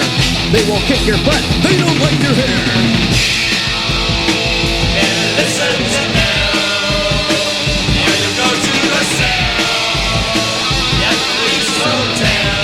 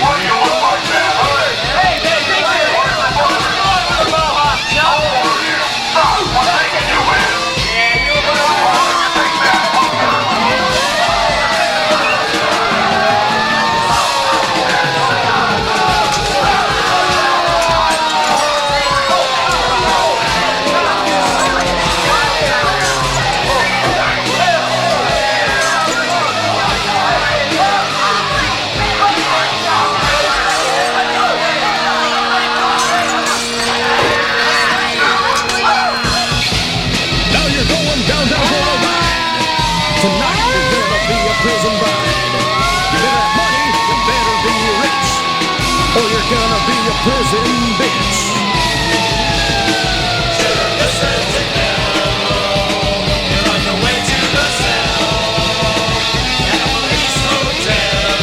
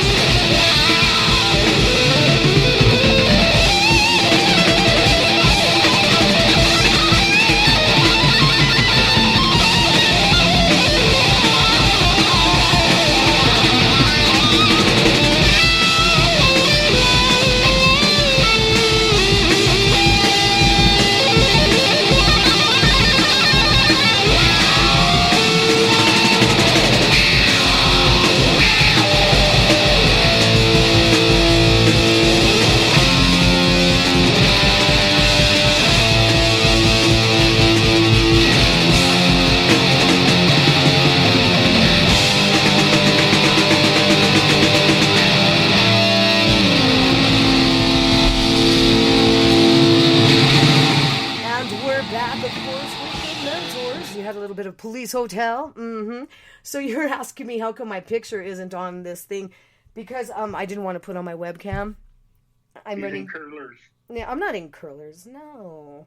Does anybody even wear curlers? I don't know. Probably somewhere. Yeah, no, I have too many programs running right now, so I didn't want to bog it down.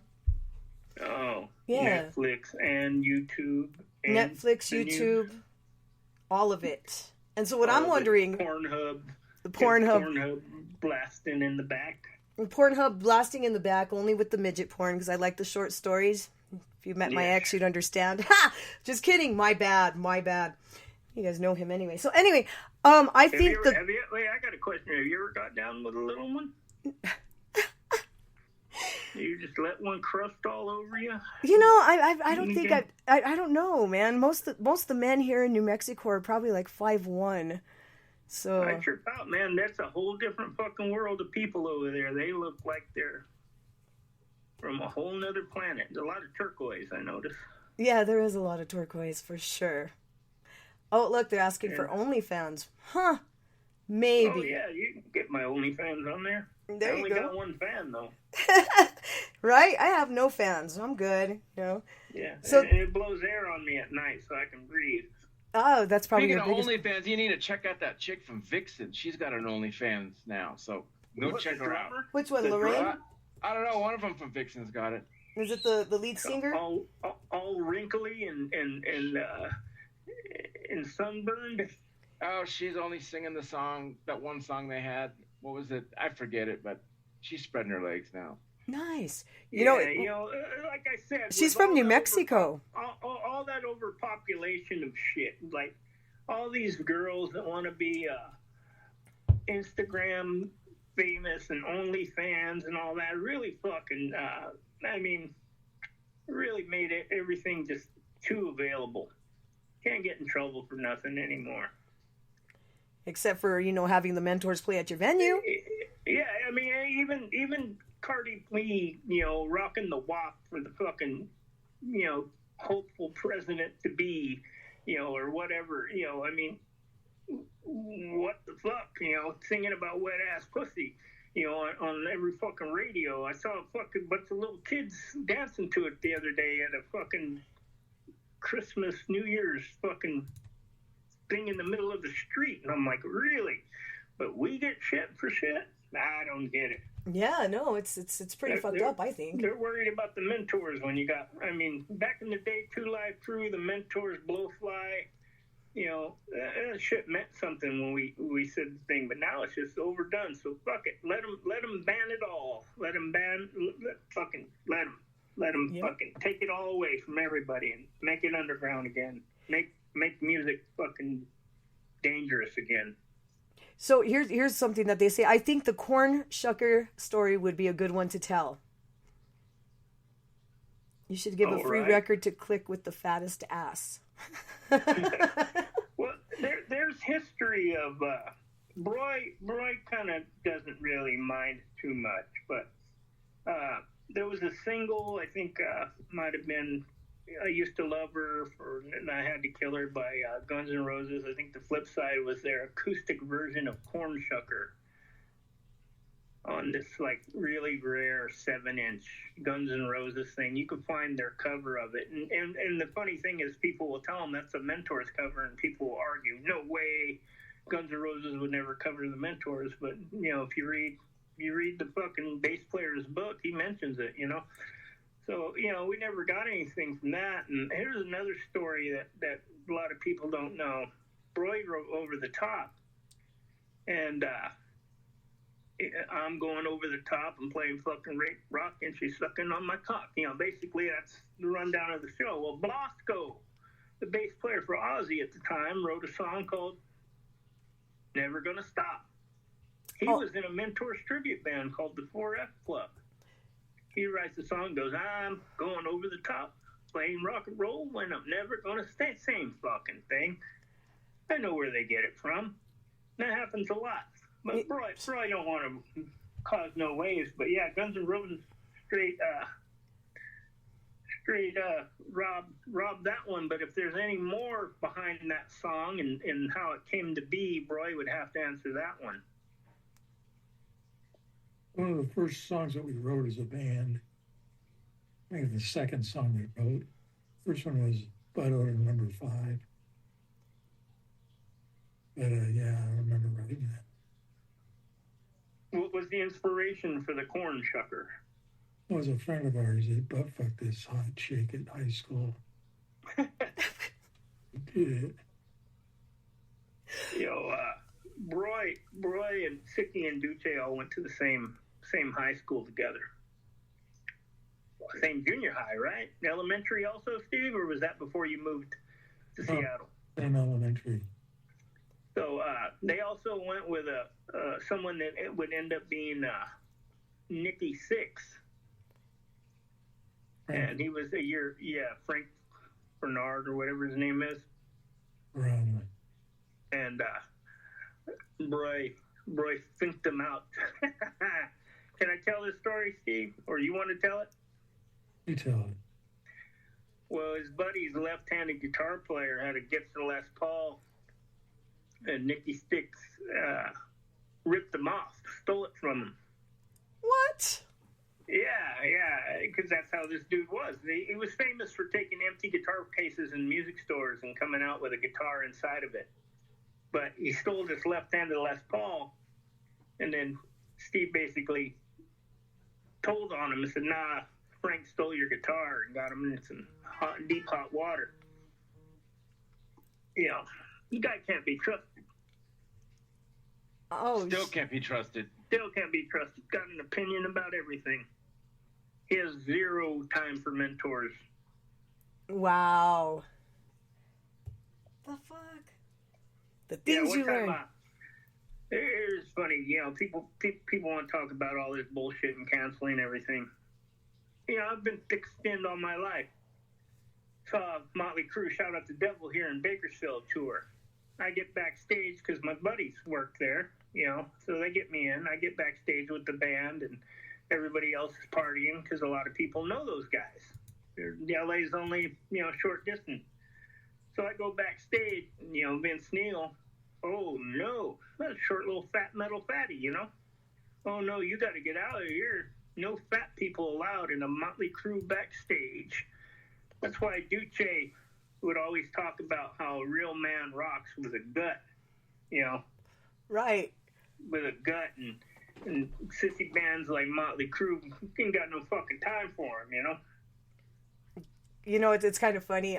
Typo Negative, Peter Still. I was hanging out with one of my friends, and she was a pleasantly plump woman. Peter Still. Yeah. That Peter Still. Oh, yeah. Done. And he was like, you can come, but she cannot. I was like, oh shit, that's bad. What was his reasoning? Because she was a big woman. Oh. Yeah. Yeah. Well, he was endowed enough to handle it. Holy crap! No shit. I have that Playgirl. He had it to go the distance. Like most bottom out. Well, you get somebody with a little extra padding, you can get really in there.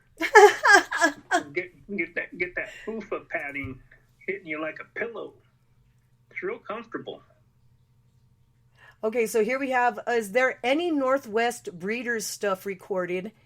And can Sickie J tell more how Sickie joined the what is it? Breedera? Jesus Christ. The Breeders, Northwest Breeders. Yeah. Jeff, your camera went off, by the way. Oh, no. Yeah. So they want to know the history of the Northwest Breeders and if there's any stuff they can get. I know there's some cool flyers. It's really hard to get, but well, if you go to my YouTube channel, I remastered the whole Northwest Breeders EP. So go to Sickie J's YouTube page, and you'll see the Northwest Breeders EP in its shining glory. And how did Sickie join the Breeders? Mm-hmm. He was there, and actually. So the bass player that was in the Breeders went AWOL and went missing. So Sickie actually played bass for us for probably 3 or 4 shows. But how did he join? He had moved back from Hollywood back to Seattle, was living with this guy named Gumby, also rest in peace. And Gumby was a man of the people. He would always hang out at shows. And Gumby from Tool? Yeah, Gumby from Tool. Prove it, Gumby. Prove it. But yeah, so Gumby got a hold of us and said, "Hey, I know Sickie, and you guys are playing Mentors." And Sickie came to one of our shows, and the rest is history. That's kind of how Broy joined Mentors. Just showed up. Just showed up, and there it was. There it is. Go ahead, grab a guitar. Yeah. Very cool. You guys got together in 1976, correct? Yes. I don't know where Steve went, but yes, that is when pre all that stuff, Sex Pistols and Ramones and all that, same time. And you've stayed true. You've stayed true to what you create, and that's pretty awesome. Yeah, they would do gigs under giving people like demos. We need to hear your music. Well, here's this, and it's like Deep Purple live, Kiss live, And these bookers, oh, this is great. Yeah, you can play. And then they'd go, and it'd be like a little kid birthday party at a bowling alley, and they'd get ran off. Oh, shit. Oh, no. So, yeah, tell me a little bit about, well, there's not much more to say about this, but Young, Fresh, Tight, Sweet Stuff. That song's been around. That song's been around forever. That song was originally done for, I believe, a B movie that came out in the 80s, and then we retooled that song for Over the Top. But yeah, the concept, the song, and the riff has been around forever. It's a classic to begin with. So I'm going to play it for you guys right now, and we'll be right back.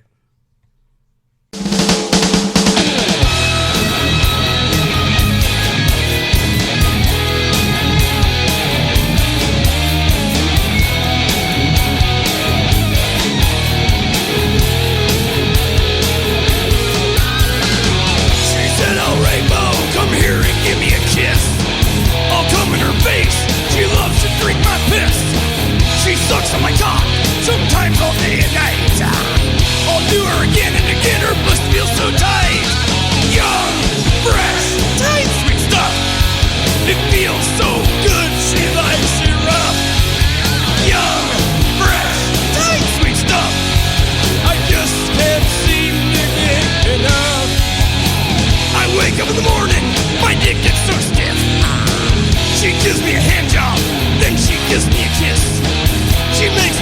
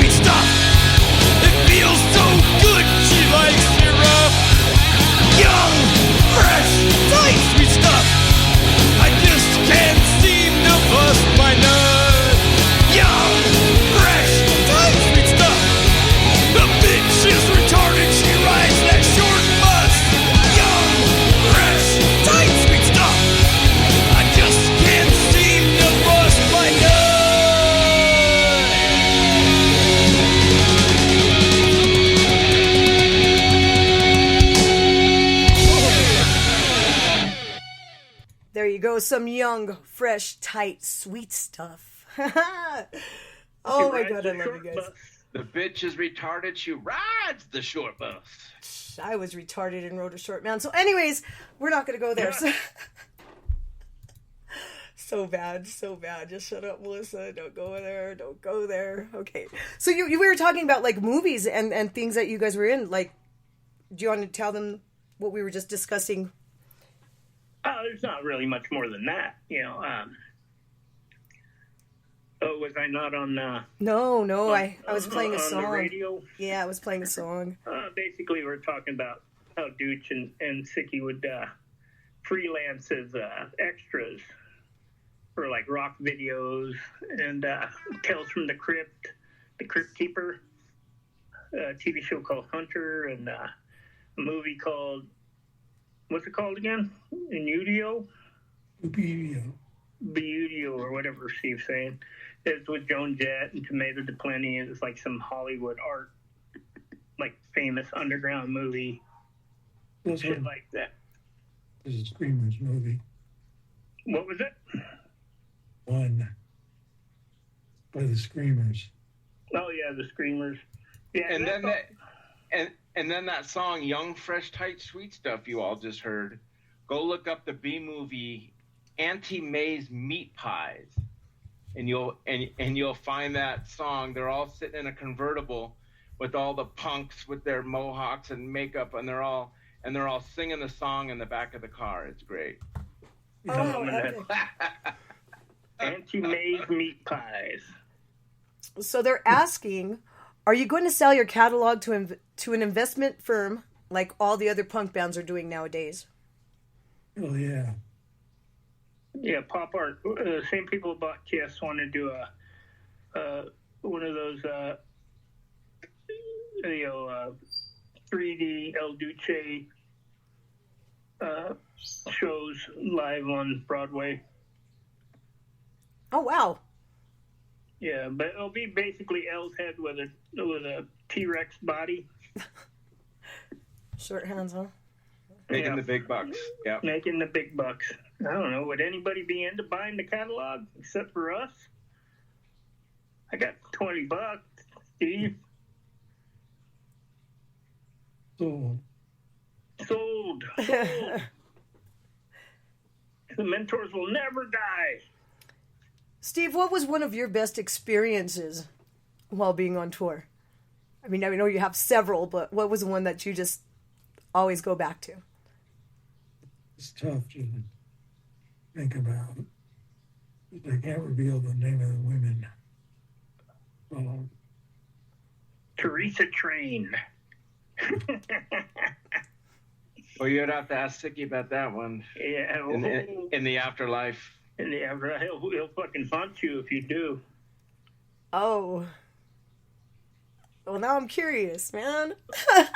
He had a ongoing, show up and get what you want relationship with like some grocery store worker that he called Teresa Train, but he wouldn't let none of us see her.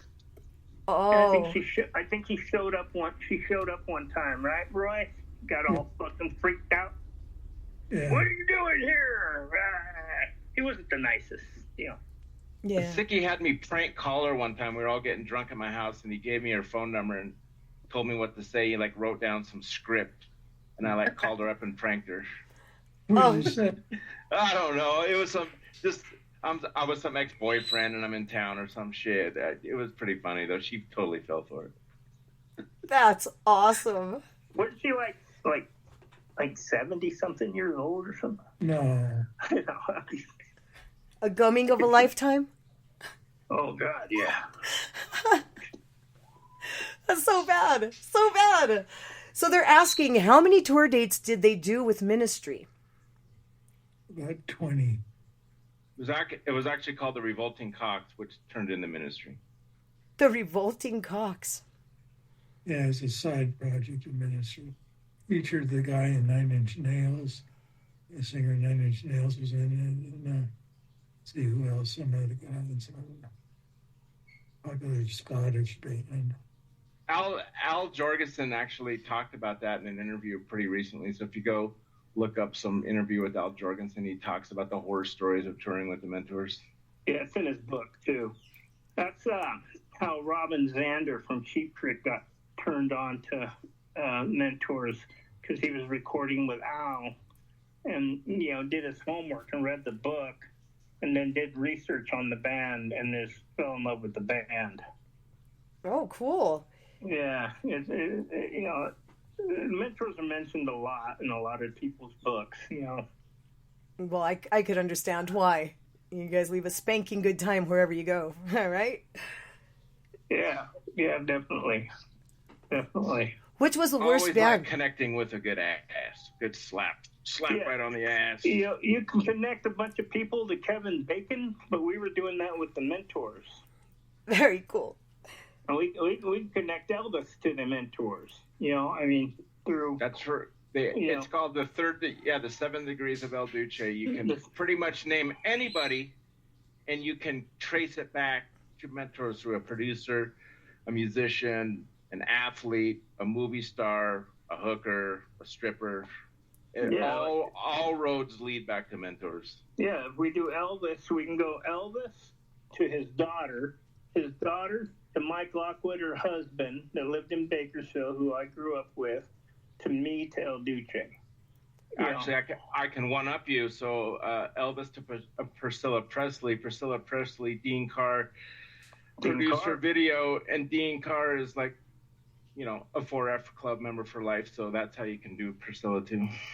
Yeah. So tell me a little... Oh, sorry, go ahead. Go ahead, hon. Tell me about the 4F Club. Well, there's four things you live by. You find her, you fill her, you fuck her, and forget her. Don't fuck. Good relationship advice. So if you're looking to get in the sack with a chick, just go through the 4 Fs. If you can get all the way to the last F, you're in good shape. Yeah. How'd that one come about, Steve? That's a good question. I really wasn't there for the writing in that one. So, no. Sickie, you'd have to answer that. The Ouija board. What's funny is someone just had an advertisement, and then where they used the 4 Fs. I sent it to Steve. I don't know if it was an insurance company, National or Subway or something like that. Sandwiches, some weird one. And I know that guy from Counting Cars uses the 4 Fs. Find them, fix them. Something and forget about them, so I know where they got it from. Wow. That's fucking crazy. You guys got to do something for, the female side here, something fucking. Well, there's the Woman Mentors. The Woman Mentors. They wear pink hoods. Oh, no way. Yeah, it's all girls mentors tribute. Oh. Yeah, they don't. They're all from Berkeley. They don't really talk about it anymore because they were all, now they're, the sense of humor is gone out of it. So I don't know if they're fully ashamed of it because, Shameful dykes. Yeah.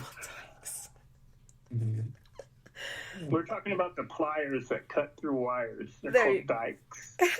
There you go. What was that, Steve? They lit a guy's pubic hair on fire. You remember? Oh, yeah, when they played. Yeah. It was a I know that the main chick is really cool. She's still around. I think Beth, is that her name? Yeah, Beth. Yeah, she's really cool. I think the rest of them have some buyer's remorse on that. They were cool with the song. Yeah, it was fun times. So it says here, saw Duce in 9 Inch Nails tour video, Downward Spiral Era. It's pretty cool. Yeah, Wouldn't be surprised. Yeah, I remember that. You see Gumby in there too. Yeah, Gumby's in there. That's how he ended up in Tool. That's how he ended up in Tool. There's another Mentors lingo called a metal claimer. When somebody is a metal claimer, they tell you that they were in a band. I was in Disturbed. Oh, really? Prove it. Fucking metal claimer, Oh. We love Gumby though. He was a solid dude. Yeah, it's like Scotty, the metal claimer from hell. He was our roadie from hell, Gumby. Yeah. He befriended me at a gig we were playing in Lawndale at some club there. We used to play a lot. Well, we're going on tour next week. He goes, "Let me go because I could do sound." And that dropped. So I said, "Okay." They brought him. That was a Hilton Cox tour with LT. So he got thrown off of that tour pretty quick though because he was doing dope with that. Fuck, we even threw him off a tour, and that's honestly the last time I saw him. We left him in St. Louis. He was on the fun bus, and he was like had this open abscess on his leg that was just like bleeding ooze everywhere, and this was like it just kept getting worse and worse and worse, and he was just not having it. So we made a band meeting and told him we got to send him home. So we, after the gig and the Creepy Crawl in St. Louis, I think the club was, we got him on a Greyhound, and he wanted like $200 in food money to go home. And well, dude, you can't eat $200 of food on the train home. So we gave him like $50. We sent him home, and that was the last time I saw him. Died a couple years later. There's out where you used to live, though. Yeah, he was up by me. I just didn't see him. Crazy. Yeah. Mentors are notorious for ditching people on the road. Really? I know who I'm not going on tour with. Or right before a tour. Yeah, it's Dead Danky. Dead Danky, yeah. What happened with that one? Oh, Steve would have to. He was Papa Sneaky Sperm Shooter. If you were around the Mentors and during the time of you export and stuff, you always heard about this other. When Steve was in college, there was a guy, Danky. He was in a band called Das Clown. No, he was in some other. Das Clown. Yeah, he was in Das Clown. No, he was wasn't. he? It wasn't. Oh, I thought he was. But it was while Steve was in college. They'd have him fill in, so he jumped to guitar, and they just like, "Oh yeah, we're leaving the tour. Yeah, we're leaving. We'll come get you." No, they ain't gonna get him. They left 2 days early and told him to be at the bus stop 2 days later. Oh shit! And then he went and fucking died. The band didn't even know until he got back or something. Oh no! And What was that? we found out in Cleveland, and Oh, yeah, you guys killed Danky. No! killed himself. Yeah, Oh shit! he thought he was gonna be a rock star.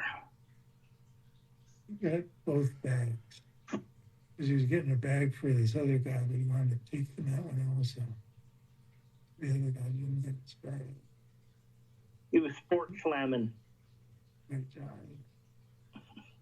Oh shit! Yeah. Well, hey, I gotta sign off. I was gonna say, I really appreciate you guys taking the time and taking over Metal World Radio. We have some more music to get through, but if you guys want to do this again, I would absolutely love to have you back. Yeah, and you got to end the show with the 4F Club. I am definitely doing that for sure. And I do have some other footage that we can do again. So I'm going to end the session. I'm going to close down the YouTube real quick. You guys want to hold on tight for me? Yeah. Okay. Like they're holding tight for me. I don't know. We'll see. Holding tight. Sneaky was a worm with Chuck. That's what they're saying in their Thrill Champion said that. Did what? He said Sneaky was the worm with Chuck Dorosky. Oh, he was in Worm, the band Worm. Was in Worm, sorry. Yeah. WRM, Worm. Yeah. So on that note, guys, I want to thank you guys so much, and we'll catch you on the flip. Thank you guys again. Oh, yeah. Thank you. Thank you, World Metal Radio. Yeesh. Metal World Radio. You're listening to World Metal Radio. We'll catch you guys on the flip. We're going to end it now with the Mentors for F Club. Here we go.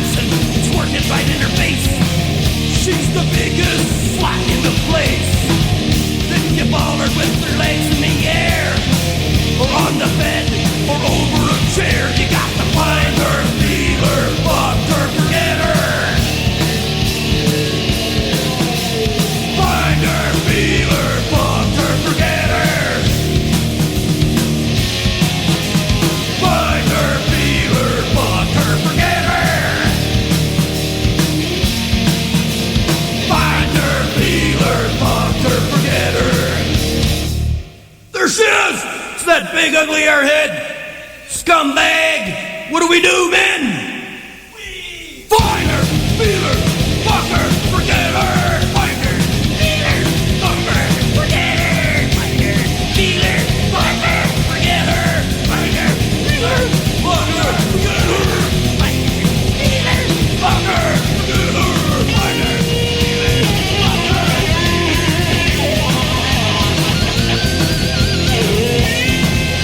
her, fuck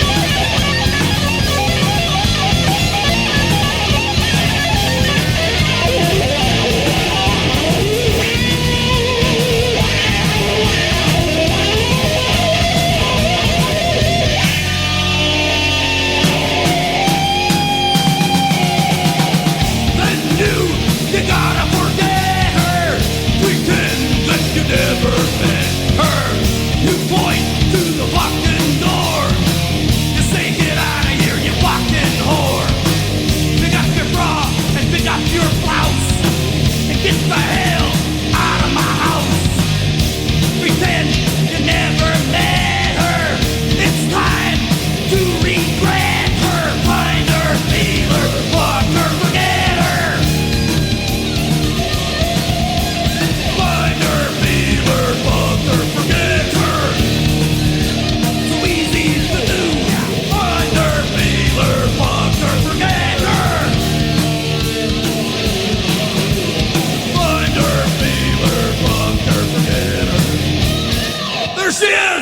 She comes back for more. What do we do, men? Fight her, beat her, fuck her, forget her.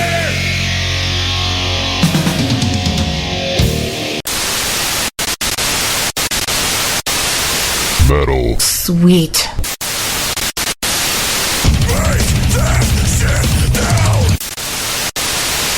World. Jesus Christ.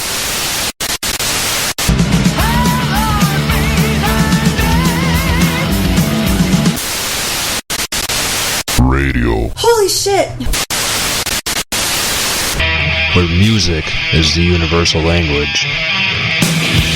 MetalWorldRadio.com. It's spankable.